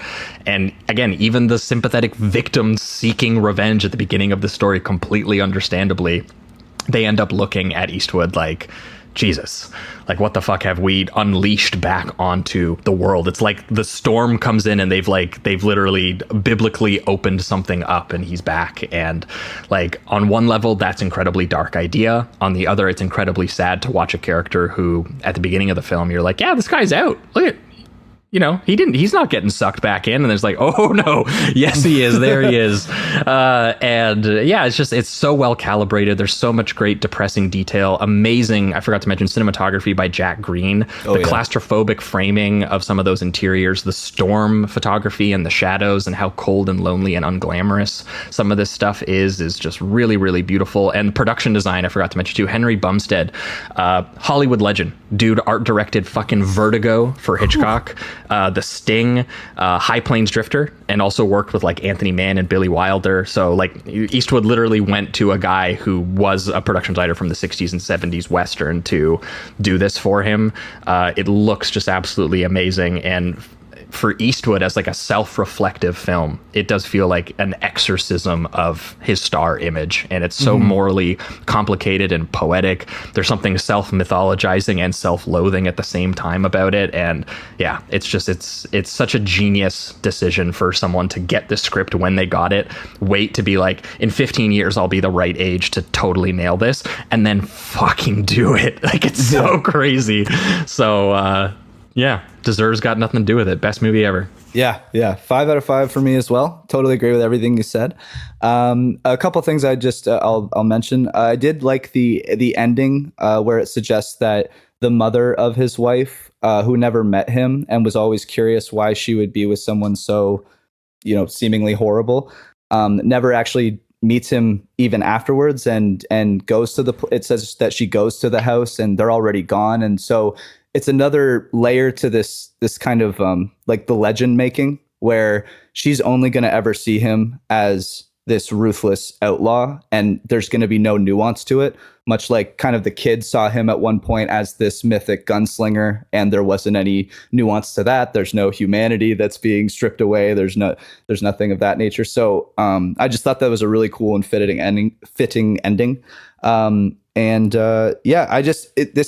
It's strangely like grounded for how big it feels. It does feel like we're watching this legend, but it's demystifying it. I think that Eastwood you're watching a funeral for an entire genre with like 100-year history. That's the thing. He's bringing something almost more mythic and tragic or but tragic instead of heroic, and he's wrestling with his action and Western genre movies from decades and the amount of death that he's dished out, and it's just so amazing to watch. So yeah, 5 out of 5 for me. And also I really did like James Woolvett as the kid. I think he puts on such a great performance. All his like jittering and nervousness and kind of just all the juvenile bullshit. He was in Dead Presidents, I saw, but I think that might be the only thing I've seen him in other than that. He's a Canadian actor, I guess. So that's kind of cool. From Hamilton. Shout out. But yeah, so 5 out of 5. Great movie. Yeah. For you, Alex, I'm assuming similar. I feel it's a masterpiece. As anything you can enjoy as a child and as an adult for different reasons, it's a masterpiece. For this movie, that's so funny to say too. I guess maybe a fun segue would be for me to mention a couple more parallels between this movie and the next one we're going to talk about. One of which is The Kid. Both movies have one. And another one of which, I guess I talked about this earlier, but the Give It to English Bob, right? Hackman giving his gun to someone else as a test, right? Yep. And in the case of The Quick and the Dead, this is, in a way, it's much later in the movie, but in a way it's the opening of the movie. It's Hackman giving his gun to the young Sharon Stone to shoot the rope that is hanging her father, played by Gary Sinise. And that is how she meets him. This extremely evil villain. Also, we can draw that parallel to the Sergio Leone movies of Clint being the guy to shoot the rope down. But I think there are these fun, weird, moral, complex moments that Gene delights in, villainously, punishing his, people with by saying, here, you have the chance. It's like the Joker. You have the chance to save your dad right now, you 8-year-old girl, with my gun.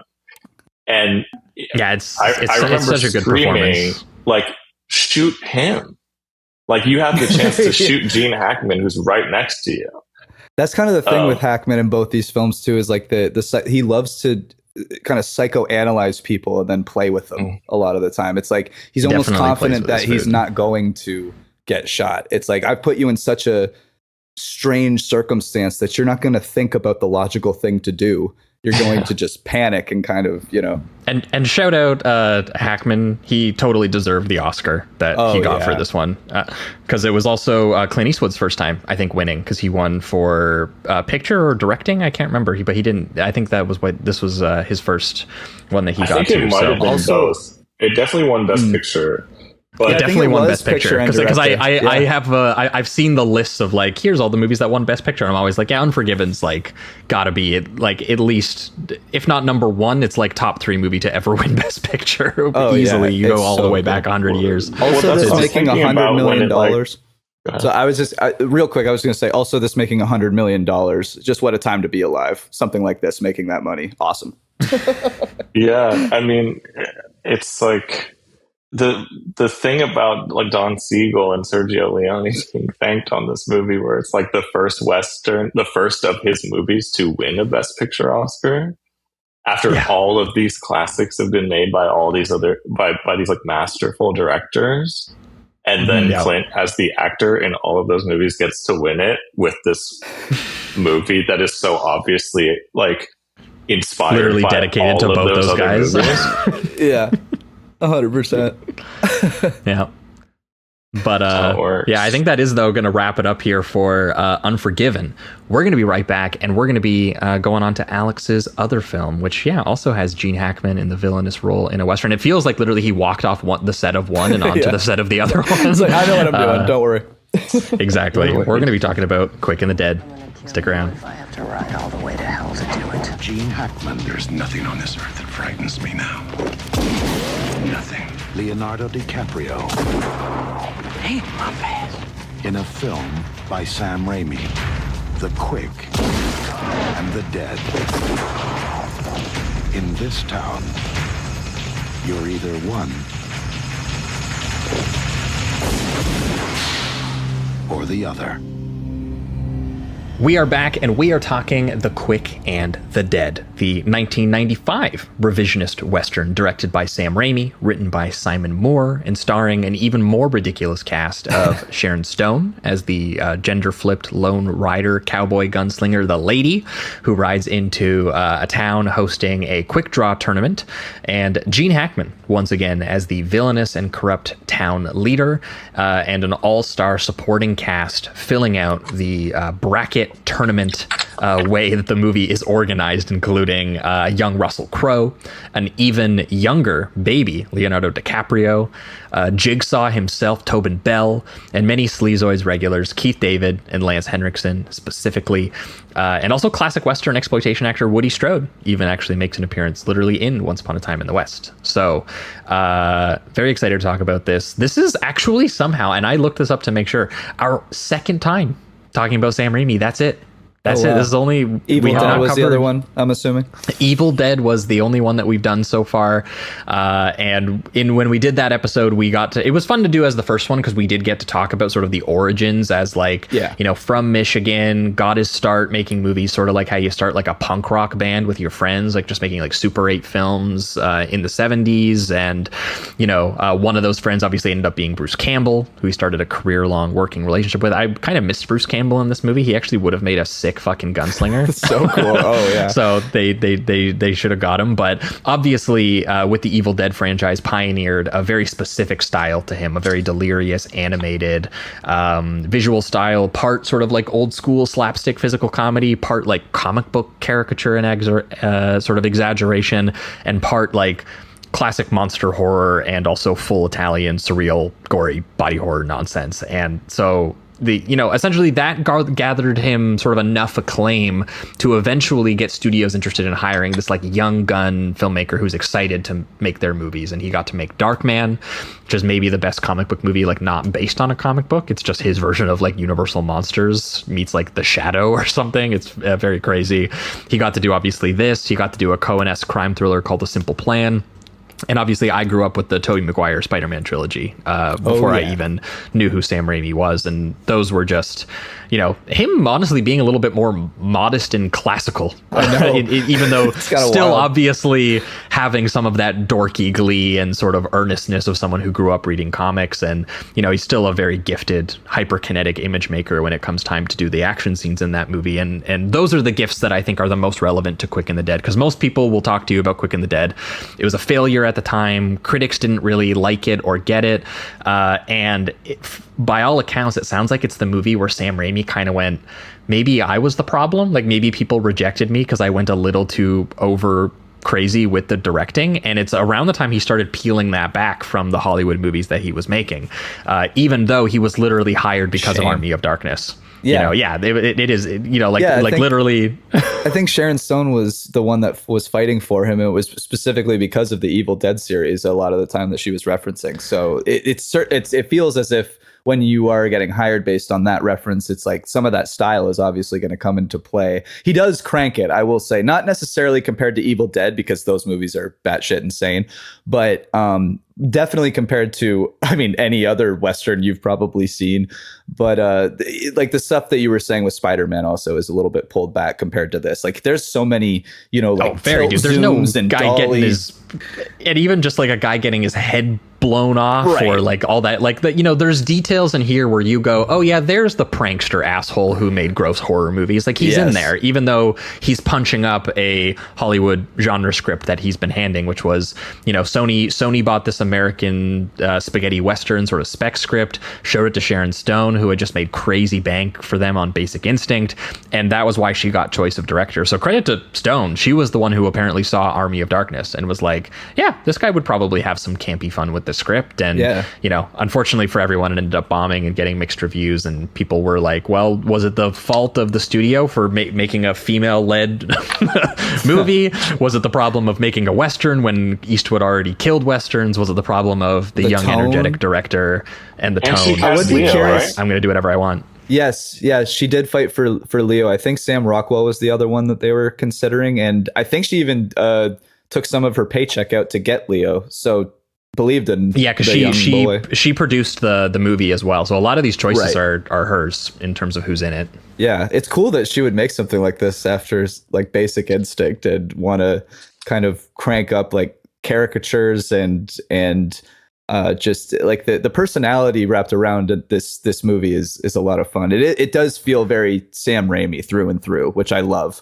It's a shame that it didn't really work out for him at the time. Like she's brave for going from Paul Verhoeven to a director who's also famous for kind of like torturing his actors. That's true. Yeah, he is a wild man as well. So she had interesting taste, very good taste though. But Alex, what was it? Was this a similar thing? This was one that you also caught on TV as a kid, and this one you felt like you got when you saw it, I assume, because you were like, it's all on the screen.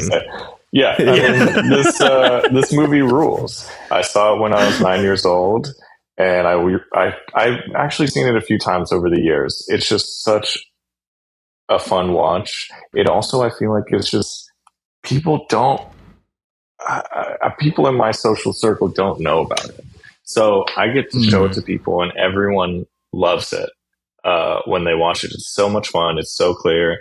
It's like that Pokemon thing I was talking about earlier, where it's like you get it. Like this storytelling is so efficient. It's the reason that the ensemble caricatures work. Like it's awesome, and the stakes are so simple and clear, and there are also some, I would say, emotionally moving parts of it. And I don't know, if I were to ever remake a movie, it would probably be this. That'd be awesome. In the same structure too of like of the tournament and these different characters, it strangely reminds me of another 90s movie that I like. I thought you were going to say Mortal Kombat. I'm literally going to say that. That is exactly what I was going to say. Because it's just got that same nothing thing more Jamie like, loves talking about than Mortal Kombat, baby. It's back. Mortal Kombat from the 90s is great. It's just like what I mean is that you have all of these different characters with these obvious, very eccentric personalities that like I think you said it while we were talking about Unforgiven, but they have like one trait and one distinct kind of aesthetic to them, and it's enough to just use them in the scenes that they're necessary with, mostly gunslinging and kind of a build up and everything like that. But I feel like all of the caricatures work together, and you can see kind of, you know, what they're playing with from the decades past of Westerns. So I have a great time with all of that. Yeah, I mean, in like as a pairing with Unforgiven, I enjoy this a lot in part because it doesn't have some of the depth and the weight of Unforgiven. Like it's so manic, and there are some moments of like conventional drama for sure, and I think that's something that really is what probably rubbed people the wrong way when they watched it at the time, is that like the script honestly feels more written to be taken a little bit more seriously than Sam Raimi takes the movie. But at the same time, what are you gonna say? Yeah, remove all the insane Dutch angle dolly zooms? No, I like watching movies. I like watching movies that people put effort into and had fun making. And so I'm not going to say that either. But I do understand that at the time when it came out, people were kind of like, this is a young filmmaker who took a for-hire job, and it's a little superficial in terms of his approach to it, because I think you can argue that, you know, it deals in pretty broad archetypes. Like Sharon Stone is basically the gender swap version of an Eastwood lone mysterious rider who comes into town for vengeance, and the way her backstory is doled out in flashbacks through the whole film, which does have some power to it, it's literally identical to the Charles Bronson backstory in Once Upon a Time in the West, literally down to the framing of like the family member being hanged, and the fact that the flashback comes back in full right at the very end of the movie as the realization for why he's here the whole time. Like it's identical to Once Upon a Time in the West.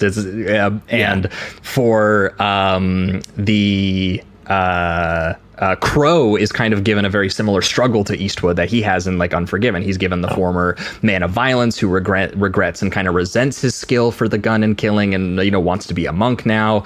And the supporting cast are literal cartoons. It's like a gentleman hired gun.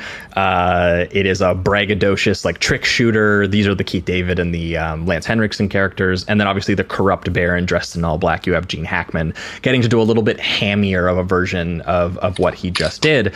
And I totally understand the accusations that like that is broad writing and a director doing a exercise in technique and like pastiche.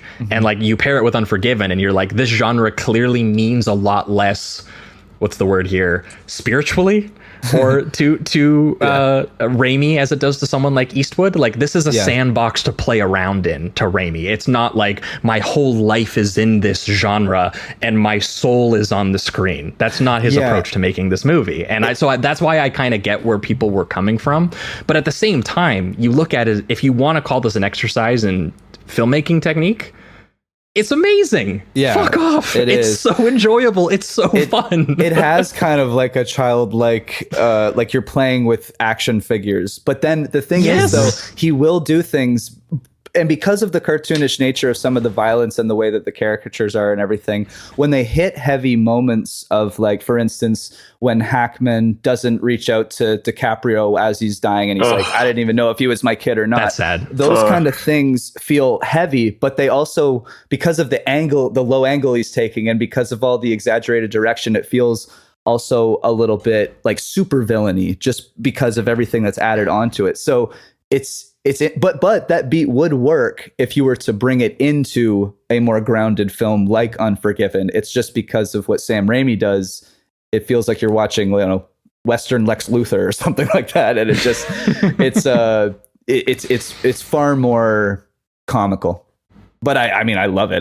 That's not a diss to it. No, at all. I have so much fun with this. Like right from the opening, you can see that Raimi touch, that point of view shot down the lens of the rifle being fired at Sharon Stone, which he uses so many times. The shot of her riding through the graveyard, like looking into the distant mountains, almost like looks like a frame like straight out of Army of Darkness if he had landed in like a Western world, like even like the big sort of like matte painting in the background and all that stuff. I think that's the thing. It's like even his sets look as if they're a little bit, and I mean this in a good way, artificial. Like it's not quite as really lived the town in. is called Redemption, all like lettered out on different objects. It's almost like he's making fun of Eastwood for making Unforgiven. It is kind of. That's a little bit what it feels like. It's so caricatured in that way. Like that's what it feels like. It feels like the script is taking some of these characterizations and some of these drama a little bit more seriously. And Sam Raimi came in and he's like, this is going to be just an absolute blast. Lance Henriksen, that's right. He's going to do sick. Fucking like card magic tricks and shoot holes through the cards while jumping off a horse. Yeah. And looking sick as always. Any fit, and I'm going to photograph it in like the sickest way possible. That's the Ace of Spades guy? Yes. I love that moment where the girls are like, he's so hot. What I love too is that all of the characters, no matter what time of day or night or whatever, it seems like they have the same outfit. So that's also another thing that feels like kind of a comic book thing. It's like, this is just my fit. I identify with this cool red and black vest and I wear it every single day. And this is how, I represent myself. So I think that is also kind of fun. And it does allow you to enjoy the moments where people are getting shot. A lot of the time, it's a lot more just easygoing in that sense. You don't have to wrestle with the past and someone's history a lot of the time. Now, there's still those moments like DiCaprio and Russell Crowe has a couple of those moments as well, because DiCaprio is not necessarily a grounded character compared to Crowe. DiCaprio is the more exaggerated version of the kid in Unforgiven. But it's as if he became the actual myth he wanted to, and then he enjoyed it, because he is he's like braggadocious and very confident in his skills. And obviously really actually good at it too is the thing too. And then they try to subvert that by the end of it, where he says that the only reason he's even become this way is because he just wants his dad to fucking love and respect him a little bit, and he's like, this is how my dad only respects someone being a violent gunslinger, so like that's how I'm gonna do that. So like that's the moment where I feel like scene with your dad. Crazy. Yeah. How did it, yeah. That was your experience with it? Yeah. I'm sure, did he laugh when Hackman said, when Hackman was like, no, I'm not Did you look over to him and like give him a little nudge? Like I could use some of that over here. How do you feel about that? Maybe he had gotten back to what he was headed over to by that point.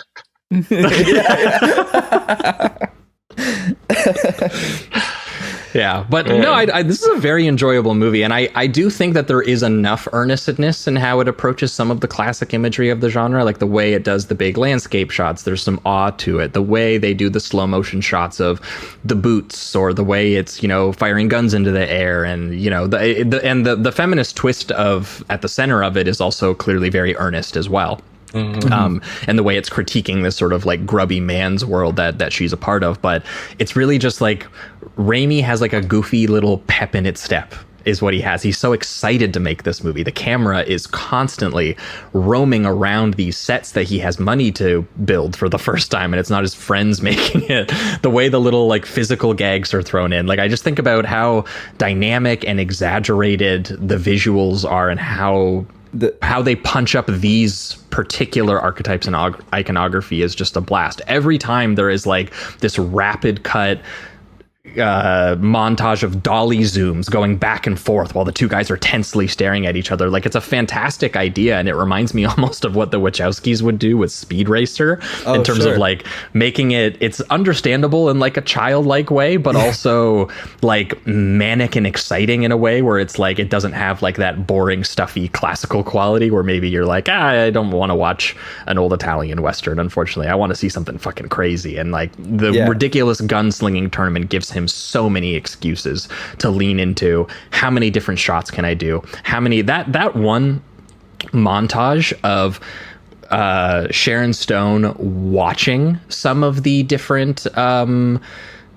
tournament fights go down on like the first day, and it's like this series of like kinetic dissolving shots into each other in and like it's a black void kind of thing. Yeah, it's like the names crossed off the board, and then guns firing, and the clock tower, and the faces watching, and then a 6-shooter literally spinning across the frame in front of her eyes, and her eyes are like the entire wide frame, and like Hackman maniacally laughing. Like it's borderline like delirious experimental filmmaking when you get into how much of there's a gun attached to there's a camera attached to the 6-shooter, and as he reloads it there's like a GoPro on it, but he's doing this in like 95. It's crazy. They even do like very strange POVs. Some feel like they're kinetic in a way that it's like, you know, he shoots a gun, you go through the bullet to the person, and then they hit. But then there's some weird ones too, where Hackman, for instance, throws a glass at Crow, and the glass, like they attach the camera to the glass. It kind of spins and goes across the air, and then he catches it and has like a little come back at him and everything. And then you get to the next scene where he's hanging him up, and then there's like cartoonish physics to it where he's shooting the legs out from a chair and he's perfectly balancing it so he doesn't hang himself. And it's almost like a Looney Tunes thing. Yes, it's like something that would happen to Bugs Bunny. yeah, exactly. And he does that throughout. I mean, even when they get into the more visceral kind of violent moments, like with Keith David, where his head gets shot and you get to see Gene Hackman through the hole of his head. Like it's super cartoonish, but it's so violent. Right? I feel like that's definitely the most memorable shot of the movie.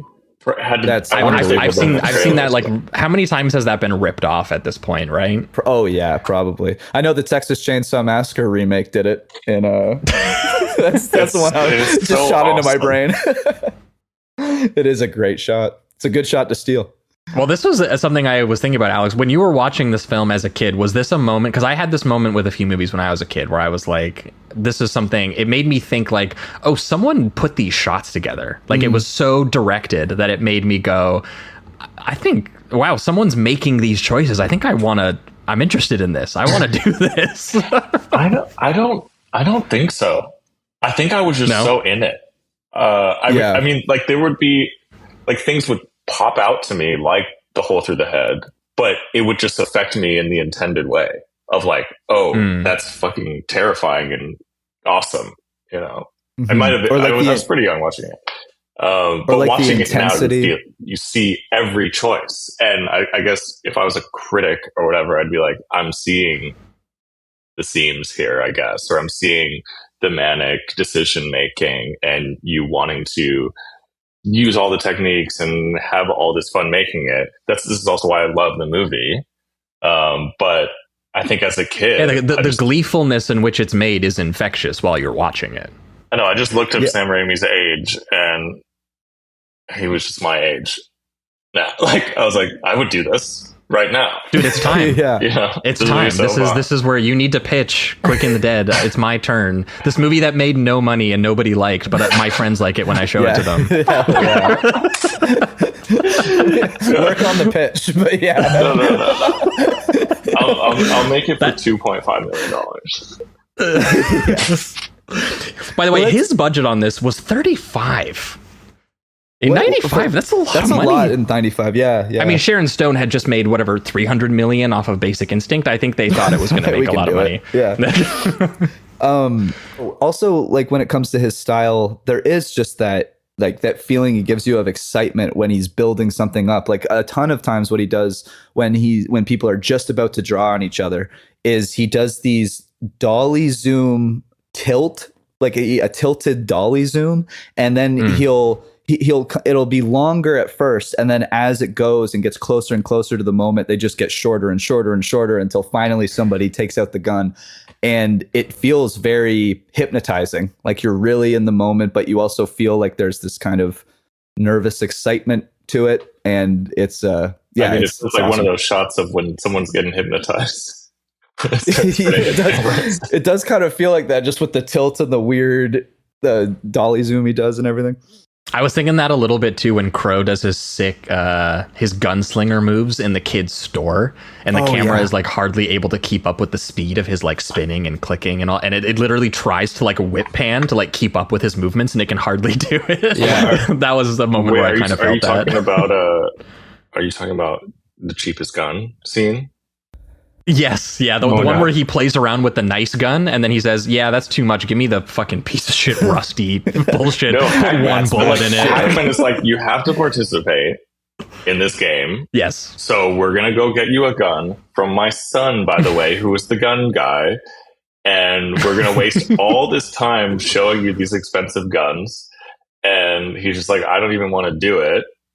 And I forget which one is like the best one is probably Smith & Wesson, but he's like, this is the best gun you could possibly have. And then Hackman's like, yeah, I think it's actually $5. The one called the Schofield too, which is the Unforgiven reference. Yeah. Oh yeah. Other than having Gene Hackman in the movie, I guess. Yeah, that's a big one. And then he's like, that gun shoots straight.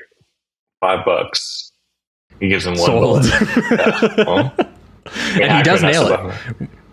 Yeah, I do. He takes him out to his shooter, and he takes a shot. I mean, I actually think it's a really cool structure. I'd be curious if more movies would try this, because Jamie, you're right too. You mentioned Mortal Kombat, but like, how many movies have a literal like sports tournament like bracket structure to them? And how do you keep that?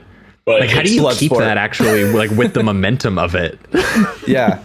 I mean, I'm trying to think of. You said Happy Gilmore. There was also Bloodsport. I think we've covered that one. I'm just trying to think of them now. It's a fun genre. Well. Yeah, it's a fun genre now that I think about it. I mean, like Squid Game is that. Like, you could do anything with it, and it really works if you just. I mean, in a way, Squid Game is the Quick and the Dead. Because you have to be quick or you're dead. And it is this tournament style thing where everyone has their little quirk, right? Just enough information for you to remember who they are before, and just enough for you to care. Once we start getting to the 16 to 8, range of we're down to the bottom of the bracket, we're going to care when these people start dying. And that's exactly what the Quick and the Dead is doing too. Yeah, I'm trying to think of another one from even before. What does Enter the Dragon have? Does that kind of have a similar setup? I know it's a tournament. Yeah, I guess that's kind of got that a bit. Yeah, it's a tournament. Yeah, they have like caricatures. I can't remember. I haven't seen it in years, but they have all the different types. Yeah, that's true. But yeah, it's a fun structure because you just get to.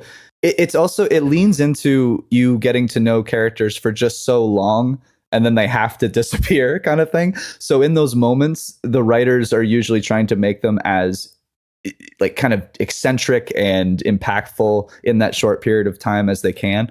And that's it. Yeah, I mean, like Lance gags. Henriksen is the standout for me as the ace guy, and the fact that he goes down doing, I think what Alex was referring to earlier as like the identical scene in from Unforgiven, where he completely deflates the myth of this guy. Like that's the scene where he does it, because he goes, look at, he's doing all these fancy tricks and he's impressing everyone and everyone's having a good time with, look at this badass cowboy.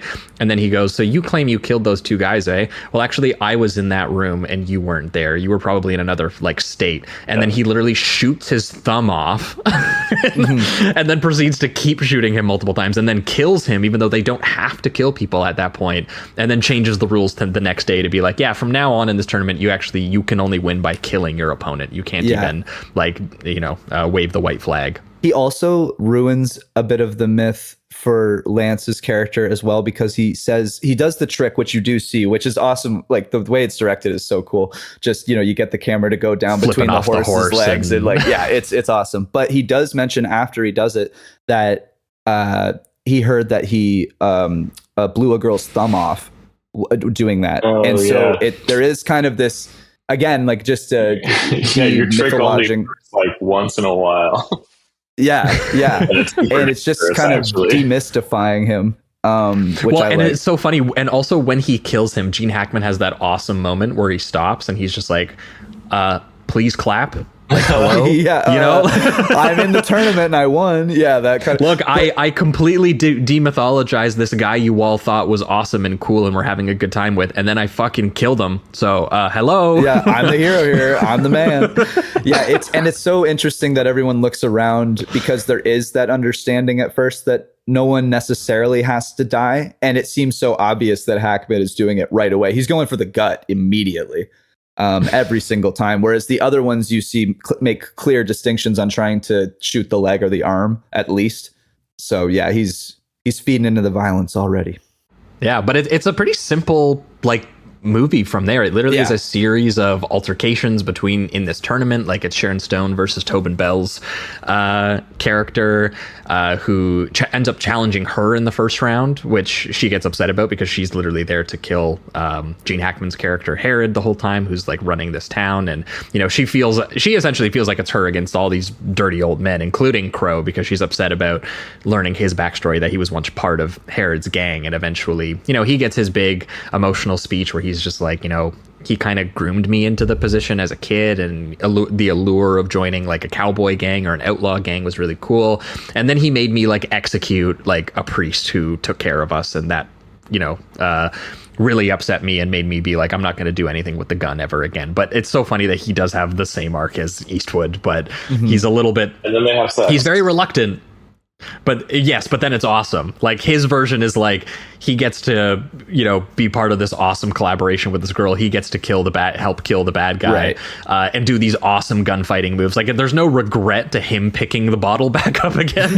Like when the big moment where he's awesome at it, but when the big moment when he gets the guns again and he's literally like blind firing dudes off rooftops in the background. Yeah, the one move where he does like he shoots two guys and it's like a John Wick move. Honestly, he takes a rifle and he puts it behind his back and doesn't even look over his shoulder and just shoots the guy. Like he's just reading the code at that point. It's kind of unreal.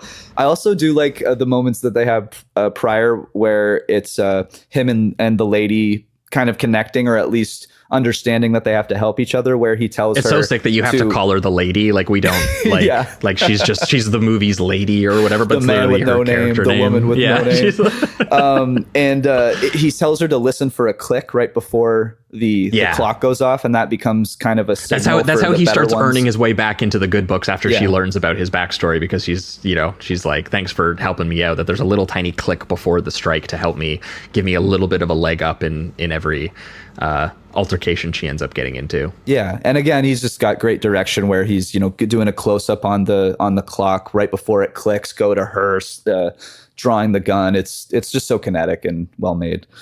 Also kissing Leonardo DiCaprio in Celebration, and then also the little girl in the film who ends up becoming a fan of hers, and he's like, "You're so great," and she's just like, "Get this little kid fucking away from me." Yeah, that's true. She's very cold, which I do like. Sharon Stone is fun in this movie. I read some contemporary reviews that people thought Sharon Stone wasn't very good in this movie, but I like her in this movie. Yeah, and I respect a lot of the creative choices that she made as a producer behind the movie as well. But I think that she's fun. She is fun twisting this archetype, because at times she has to play it tough. At other times she has to, have the moment where it bleeds into her really upsetting Once Upon a Time in the West flashback about her father being murdered and her being the one to have to, pull the trigger while he's being hanged to put him out of his misery, and like all that detail that kind of comes up at the end. She's also reacting to like the little girl being abused, and in a way that I don't think Eastwood's character would. That's something that the movie in the script seems like it was probably really like, that's the indication where I feel like the script was maybe originally written and it was going to take some stuff more seriously, because like there's the implication of like the molestation there, and her being like, I challenge this dude with the terrible teeth because he's harming this young girl, and that's the first person she actually like kills in the film, because she has her moment of reckoning with, she hasn't killed anyone presumably since her father, and here she is kind of picking the gun up and being like, I'm going to kill this guy. She morally reckons with killing. Yeah. But they really make that like one of the ugliest characters in the film, so it's pretty easy for her to make that decision. I mean, it's a classic Raimi detail to do the extreme close up of his teeth, and it's like, did you just like bite into like shit, pure shit? I was gonna say like a barrel of acid or something. Like, what the fuck is on those? It's wild. It's wild. He does. I love all the close ups of something gross, or again, you were already mentioning it, but like anytime someone puts a bullet in a gun or anything like that, it's so and the heavily squib detailed. Work is like actually pretty nasty too. It's great. It's pretty over the top. Some of those Raimi details he loves to get in there. And Hackman is obviously quite good as well. Yes. He's having a lot of fun. I was surprised that he would take this, because I was reading even with Unforgiven that he was trying not to do as like violent films, and then he ends up doing this 2 years later, which I was was like, you know what, I'm having fun with the I mean, word on the street is he had a very bad time making this movie. Apparently, you can't see you can't notice watching it. Like he looks like he's having a lot of fun. It seems like he is when you watch it, but apparently I have a feeling he kind of questioned. He's like, dude, I just made a Western with Clint Eastwood, and now I have like this fucking kid from Michigan who's like, dude, how many squibs can we put this guy? Crow did go on the record as saying something like he's sort of like the fourth Stooge. So I wonder if that was coming onto set. Yeah, he is just like a prankster goofball, and he loves putting actors through the ringer deliberately to like get performances out of them. So I wouldn't be surprised to see him fuck around with Gene Hackman. He's like, dude, have you seen The Conversation? Have you seen The French Connection? Why don't we talk about that dinner scene between Hackman and Sharon Stone? Yeah, tell us about it. It's fantastic. Well, she's been invited over in a romantic way. He says something like, I can't help but be totally attracted to you, or something like that. She has her little tiny gun that reminded me of Men in Black. What's it called in Men in Black? Like the Bumblebee or something? She has this tiny little gun. I know what you're talking about. It has like one... Oh, the cricket, I think. Cricket? Yeah. I think that's what it is. It's something small like that, though, yeah. And again, everyone's so scared of Hackman that they can't pull the trigger on him. But, he gives this nightmarish story of his own background, where he's talking about his dad and how he was raised, which is that his dad would play Russian roulette with him and the kids, and himself included. And then one day, I guess he shot himself in the head playing this game. Like, and specifically too because he says his father was a judge, and he made him watch people get hanged because he felt it was good for them in some capacity. Like you were learning something by going take your kid to work day, I guess. But he explains that the reason he played Russian roulette was because he became so like disenamored with his job. Yeah, he was like, there's too much bad in this world. I spend every day just hanging people for horrible crimes. And that was what drove him to play Russian roulette with his kids. And then, yeah, one day when he did it, he literally just, bam, shot himself in the head. And he goes, well, that's my vision of the world now, that the world is a fucking shithole. Yeah. And, you know, maybe I should learn to be good with a gun.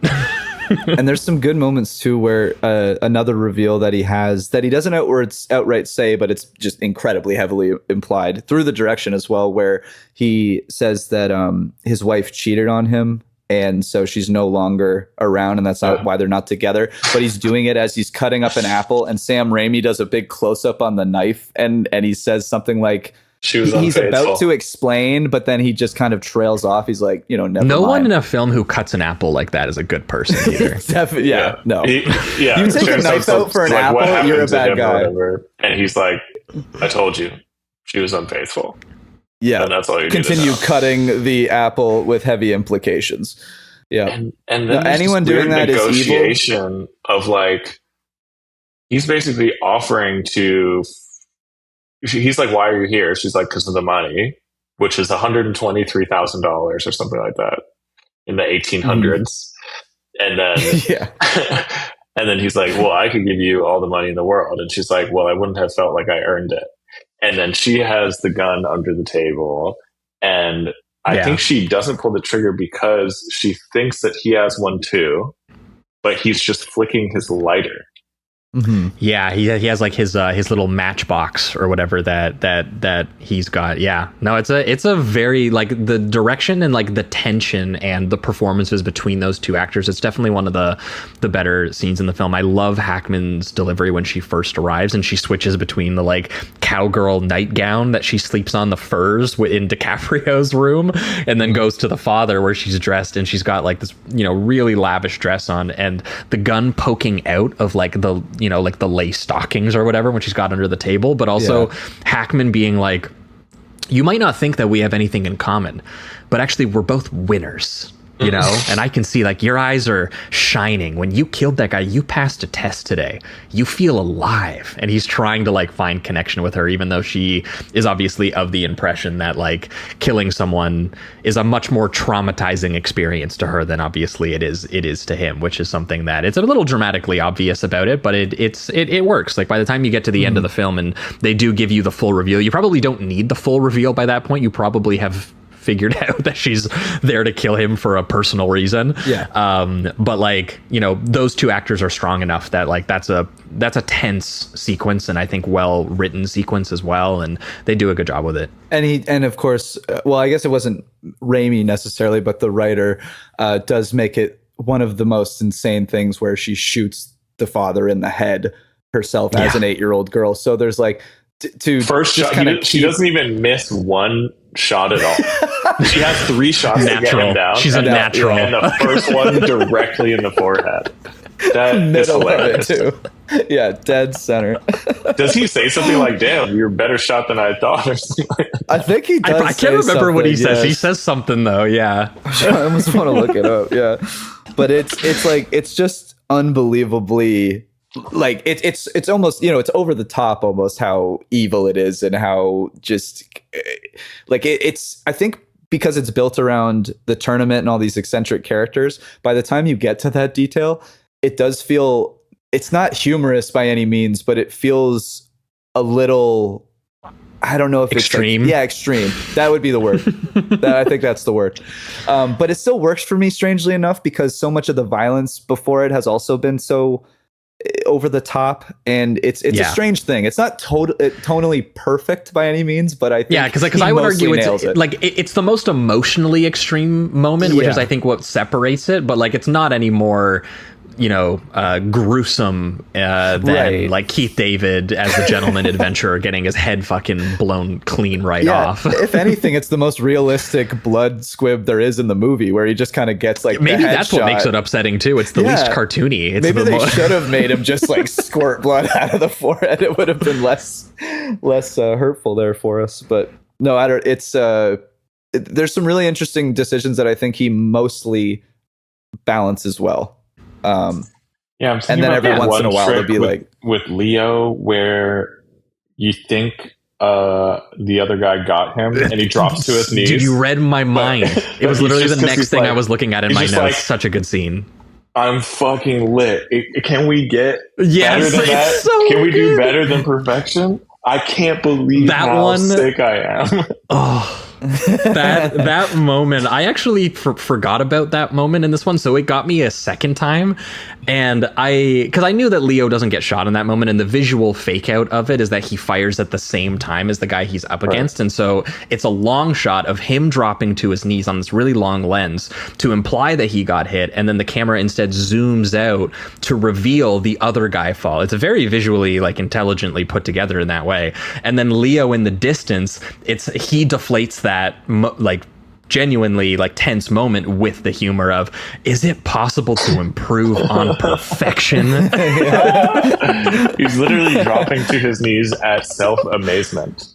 I think this is like there must have been so many people who saw this and were like, oh, he is like the movie star, you know, even though he's like whatever number 5 on the call sheet in this movie. Like he stands so out. Charismatic. He owns the screen. It's unbelievable. He's so much fun. And then when he dies, he gets to make out with Sharon Stone. What an announcement to like my career is here. He has 2 bros. He gets Sharon Stone and one of the prostitutes. Yeah. Right? And then you get the saddest scene with him too, which is kind of wild. He is like the most fun character in that way, almost like enjoying himself the most, and then everything is just taken away from him. And I mean that's the section of the movie that I think works the most for me. Like when it gets to the semifinals of the tournament, and it is her against Russell Crowe, and it's the kid going up against his dad in order to earn his respect, and he has that really long like declaring himself faster than his father and actually at his peak, and the only thing that makes this guy invincible to you guys is that you think that he's or fucking sick, just and those little bit slower, and I'm just a little bit faster, and he's just a little bit too old. It's a good little monologue that he does, and then all of those like Dutch angle zooms that they do back and forth at the two of them as they're, the hands are going down to the holsters, and then when they take the shot, and it's a similar fake out as before, where he stands and you actually the shot follows Gene Hackman getting nicked in like the neck or the face or wherever it is that he gets hit. And then it actually pans back to him, and you see that he got a fatal gut shot, essentially, of his own son. And then that's when he gets the bleeding out Unforgiven moment of, I don't want to die, and the little mournful, like Pat Garrett music kind of clicks in a little bit. And there's that Hackman slimily trying to be like, there was never proof that he was my son. And I gave him a way out. He just wouldn't take it. Like, it's wouldn't even brutal. grab his hand too for like a fake gesture or anything. Like it is pretty evil. And the also him saying, because when he shoots the first guy, he says like it was like, damn, that was fast or something like that. And then he says it again when his supposed father kills him, but it's obviously in a different context, and it's in the reverse. And then they have the other character come up to him and be like, you were so fast, kid, like trying to console, like comfort him. It is like, it's probably the most harrowing part of the film, other than the 8-year-old shooting her father in the head. Yeah, but and they happen back to back. Like they happen within like basically like 5 minutes of each other. Like that scene happens, then it's Stone and Crowe getting out of their situation by staging him killing her, which is a cool little detail where like they get the doc involved, and they go, he shot her and killed her, and so it's done. It's now the finals are on. It's Crowe versus Hackman here, and they proceed to the final. And before the final showdown, this is a detail I forgot too. Hackman's goons break Crowe's hand, and that was the thing where I was like, did they steal that for Gladiator? That's exactly what Joaquin Phoenix does to him in Gladiator, where he like gives him a little shank before they go out to fight so he can beat him, but he breaks his hand so that he can't draw very well. And then it doesn't matter because Sharon Stone is alive and the whole town is very resentful and kind of involved, and they literally rig the entire town of redemption but he only does to explode. One hand, so he gets to use the other hand. Yes. And then Gene Hackman is furious because he actually wanted to take this guy fair and square. So he makes the guy who broke his hand run. right? Yes, yes. And just has this conversation as the guy's running as far as he can, and then just like clicks over there, shoots him dead from like however far away. Yeah, just in the background of the frame.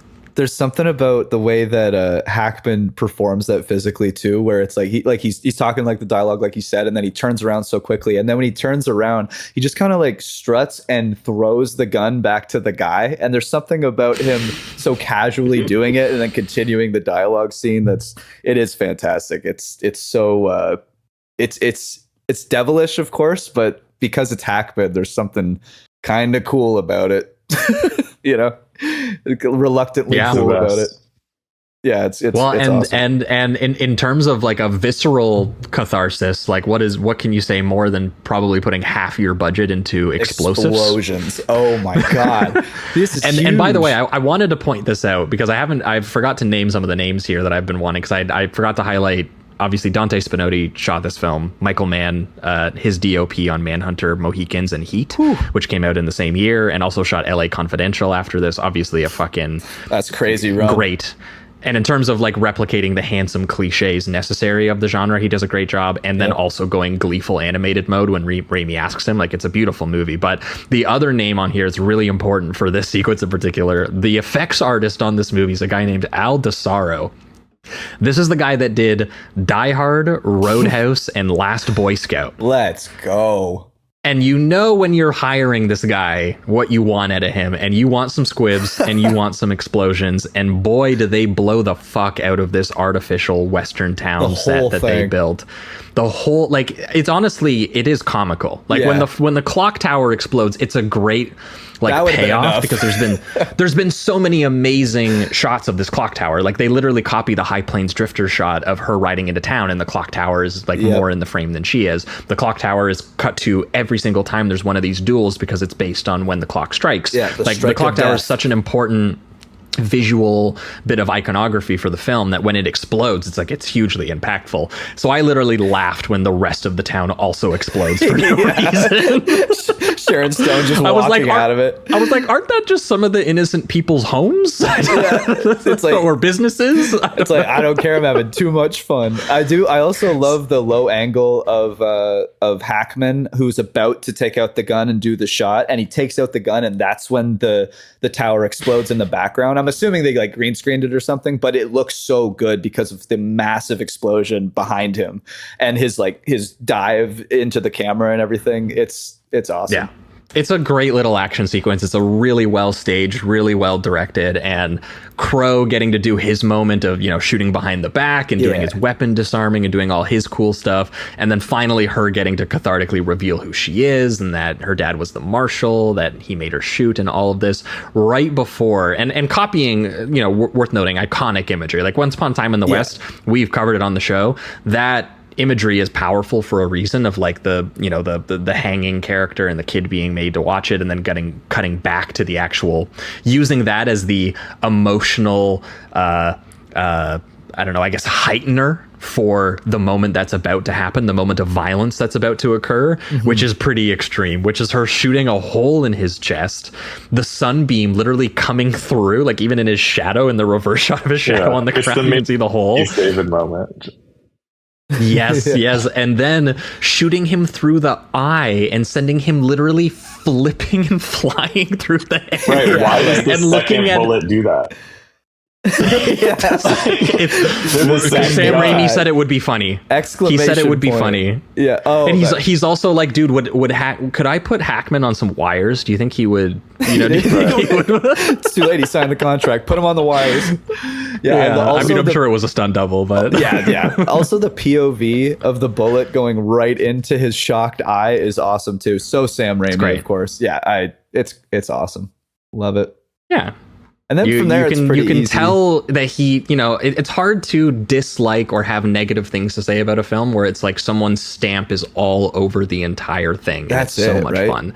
Yeah. As this one is. And I think that's if we're pivoting towards reductive rating around why this one's a solid 4 for me. I enjoy it a lot. Yeah. I have a really good time with it. I honestly thought even the second time I watched it, maybe I'd get sick of the tricks, or maybe, as Alex said, I'd see more of the seams or something. But like, I don't know. Even though I read some of the contemporary reviews from the time, and I didn't didn't even completely disagree that it's a lot of shallow technique, and it's obviously being done by like a run and gun kid doing for hire work, and he's, you know, not like doesn't have like the it. same spiritual or moral weight of reckoning with the genre imagery. Like he you know, yes, he's having Alvin Silvestri do some Morricone on the soundtrack. He's referencing Once Upon a Time in the West, and he's maybe sucking some of the larger emotional or moral power out of some of that imagery. But I don't know, to me it reads like this is a kid having a lot of fun, and every single time I watch it, I turn into a kid having fun while I watch it. Like, I feel like my critic brain almost like turns off a little bit, and I go, but I'm enjoying it for what it's doing, on the grounds that it's doing it. And it's so dynamic, it's so exaggerated. Watching him punch up these particular archetypes with like this comic booky mania is fantastic, and it's done so skillfully. Every extreme Dutch angle close up or rapid cut dolly zoom or whip pan, it works in, I think the way Alex put it was that like it works in the way it's supposed to work on you. Like, it actually is effective, and organizing it again around this ridiculous gunslinging tournament gives it some momentum and some fun to it. It just, I get that it feels like a sped up, like a movie geek cartoon version of like Leone or Eastwood, but I say that in like a positive way. And I think the supporting cast is sick. Sharon Stone, Crow, and Hackman and Leo are all a lot of fun. The tone is fun, and I don't know, I have a lot of fun with it, so that gets it to a 4 for me. Yeah, it's a 4 for me too. Sam Raimi's style, I love. It's so fun. It connects so well. Like Western archetypes being done by Sam Raimi, I think is amazing. It's so much fun. Like, it's basically just a tournament with myth versus myth, or legend versus legend. And it does feel like, in that sense, the way he uses them, it's like the story of legends that you would imagine as a kid, rather than, you know, what we were talking about with Unforgiven. So I think that's great. It's the ones where the myths are further exaggerated, not deconstructed. Exactly. You're just like, you get to live in that mystical kind of thing. I think that's so much fun. That's a good point. And so I have a blast. I don't care how, if people were saying like some of his direction feels, I don't know, just it's like show off or something like that. I don't really agree, because I feel like most of the times he's doing something to emphasize a moment. It is cartoonish, of course, and very hyperbolic, but it's I mean, it's so fun. It's got that movie magic kind of quality. So I have a blast, and so 4 out of 5 for me. Yeah, for you, Alex. 5 stars, masterpiece.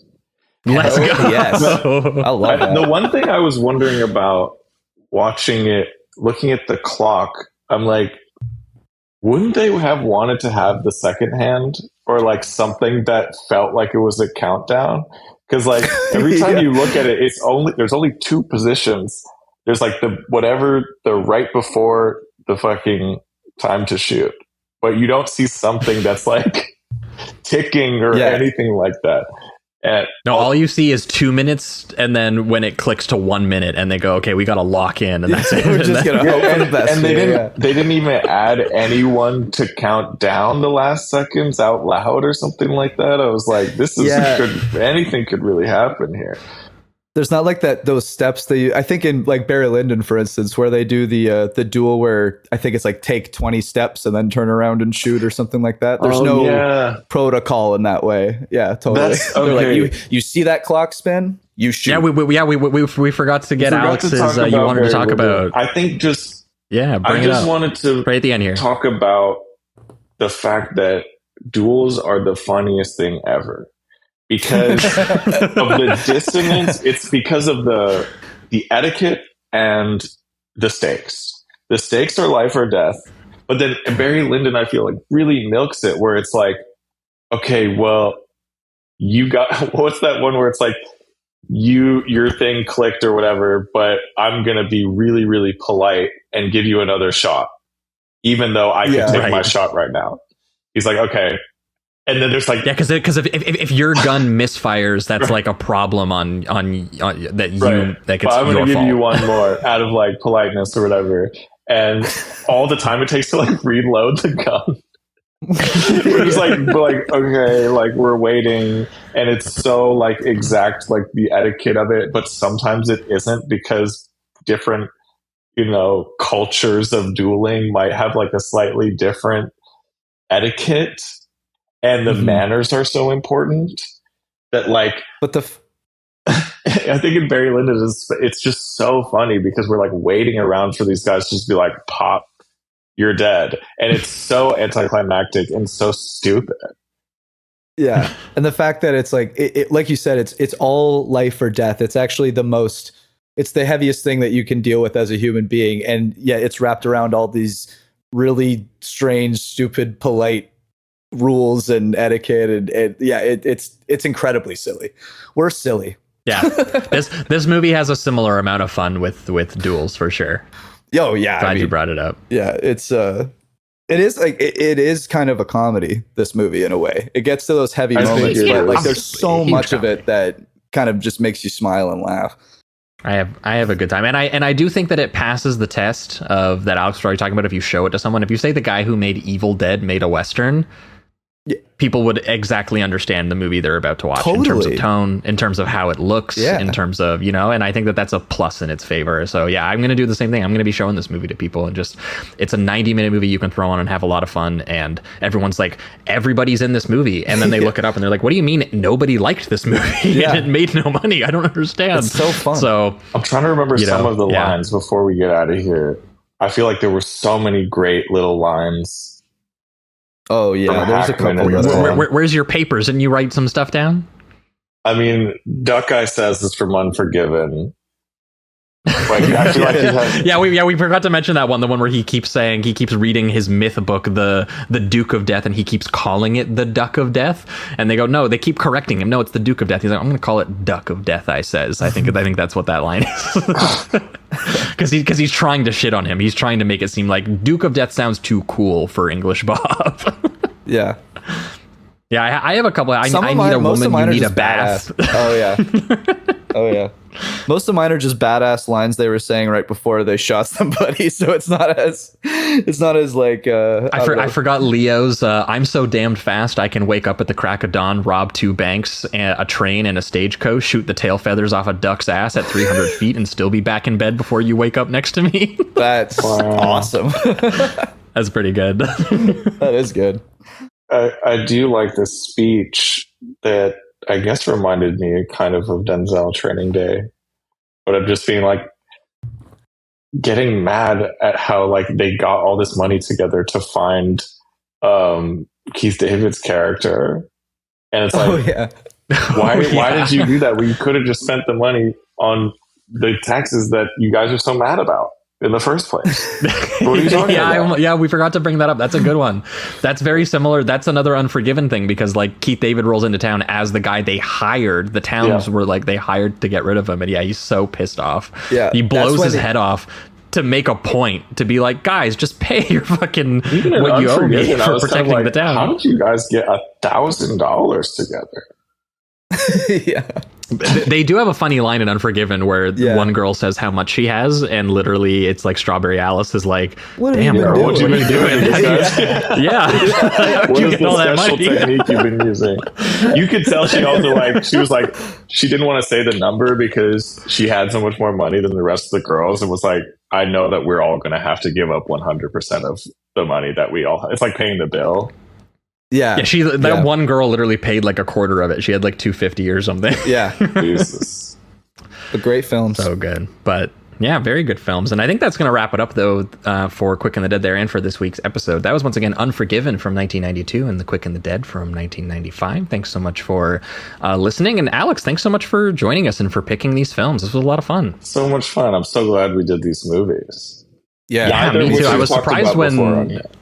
Yeah. Nope. Yeah, surprising. You were the first. You were a little surprised when you said Quick and the Dead. I was like, oh damn, I didn't know he really liked Quick and the Dead, and I was like, we've been meaning to do that one. Yeah. And then when you were like, it's available, and then you're like, wait, Unforgiven is also available. All right. Western dad classics. It is. I think, the sort of instinctually pairing them. There's actually so many parallels that we didn't even mention, and I think the way you spoke about it, like one being the exaggerator of every moment, of every expected moment and every trope, and one being the demythologizer, of the same thing, is the difference between these two movies. And they're It's both, really cool. in a way, doing the same thing, and that's why they're revisionist Westerns. But both really fun, not boring movies. Yeah, and really interesting to see Hackman play similar villains, but in these different contexts, different ways, totally different styles. tones. Yeah, really fun. So, yeah, great stuff. Absolutely. But Alex, this is actually the part of the show where if you've got anything to shout out to our listeners while you're here, do you have any? I know that we've obviously already mentioned it, but people, I assume, can still buy and rent Lurker if this is actually like a coincidence, but it comes out on HBO on Friday. Awesome. So, shit. So okay. So by the time people are listening to this, that's already out. Yeah, you can watch it on HBO right now. And what timing? I found that out by seeing a rumor about it on the internet, and it turned out to be true. Interesting. Okay. Well, hell yeah. There you go. Well, hey, Jamie and I put it on our top 10 list, so please, we would recommend go to HBO if you're in the States and go check out Lurker, and also check out the Bear and Beef as well. Alex is doing lots of cool stuff, and I'm sure he's working on some other stuff that I'm sure we will, when you got another project ready to go, we would love to have you on to get some eyes on that one as well. But for our listeners, we are going to be back in 1 week's time, where I'm already forgetting here. What are we doing? Oh yeah, we are doing Big Boy. There's the first new Star Wars movie in 7 years is coming out. For obvious reasons, we have not been talking about Star Wars. We've been depressed for those 7 years about the franchise for the same reason. But we have never talked about The Empire Strikes Back, so we felt it was finally time. And also, we got our hands on those, what do they call them? The 4K 77s and 4K 80s, or those 4K scans of some original theatrical release prints. I can't wait to watch that. That's going to be awesome. I've never seen these before, so I kind of want to watch these versions of the movie. I'm excited to do that. So we're going to talk about Empire Strikes Back, and we're trying to come up with a fun pairing that wasn't an obvious one, like another Star Wars movie. So we're going to pair it with Howard Hawks' Only Angels Have Wings, which is one of my all-time favorite Howard Hawks films. Also, Howard Hawks' screenwriter and partner was one of the writers on Empire Strikes Back. So some of the dialogue of like Han Solo and Leia bantering and getting romantically involved with each other, it's very Howard Hawksian. So Only Angels Have Wings, I think everyone will agree after we do this double feature that Harrison Ford took some of Cary Grant's swag from that film, jacket and all. So that's what we're going to be talking about in 1 week's time over on the Patreon, if you're interested. And then in 2 weeks' time, we're going to be back with a special guest where, for the first time on the show, we're going Jonathan Demme mode. We're going to be talking about Something Wild, which I've actually somehow never seen. Which I'm a little embarrassed to say. It's one of his biggest movies, but I've been kind of saving it for a special moment. This is that moment. And we're going to be pairing it with a play that he filmed that's actually incredibly cinematically done. I mean, this is the guy who made Stop Making Sense. He knows how to make stage work cinematic, but it's a movie called Swimming to Cambodia, which I don't know how many people are going to be familiar with. It's one of the more sort of like underseen and underrated Jonathan Demme's, but our guest is a big Jonathan Demme head, so I'm excited to jump into both of those. That's what we're going to be doing in 2 weeks' time. Very cool. But once again, that's going to wrap it up for everything this week. Thanks so much for being listeners, and keep it sleazy. Keep it sleazy, everybody.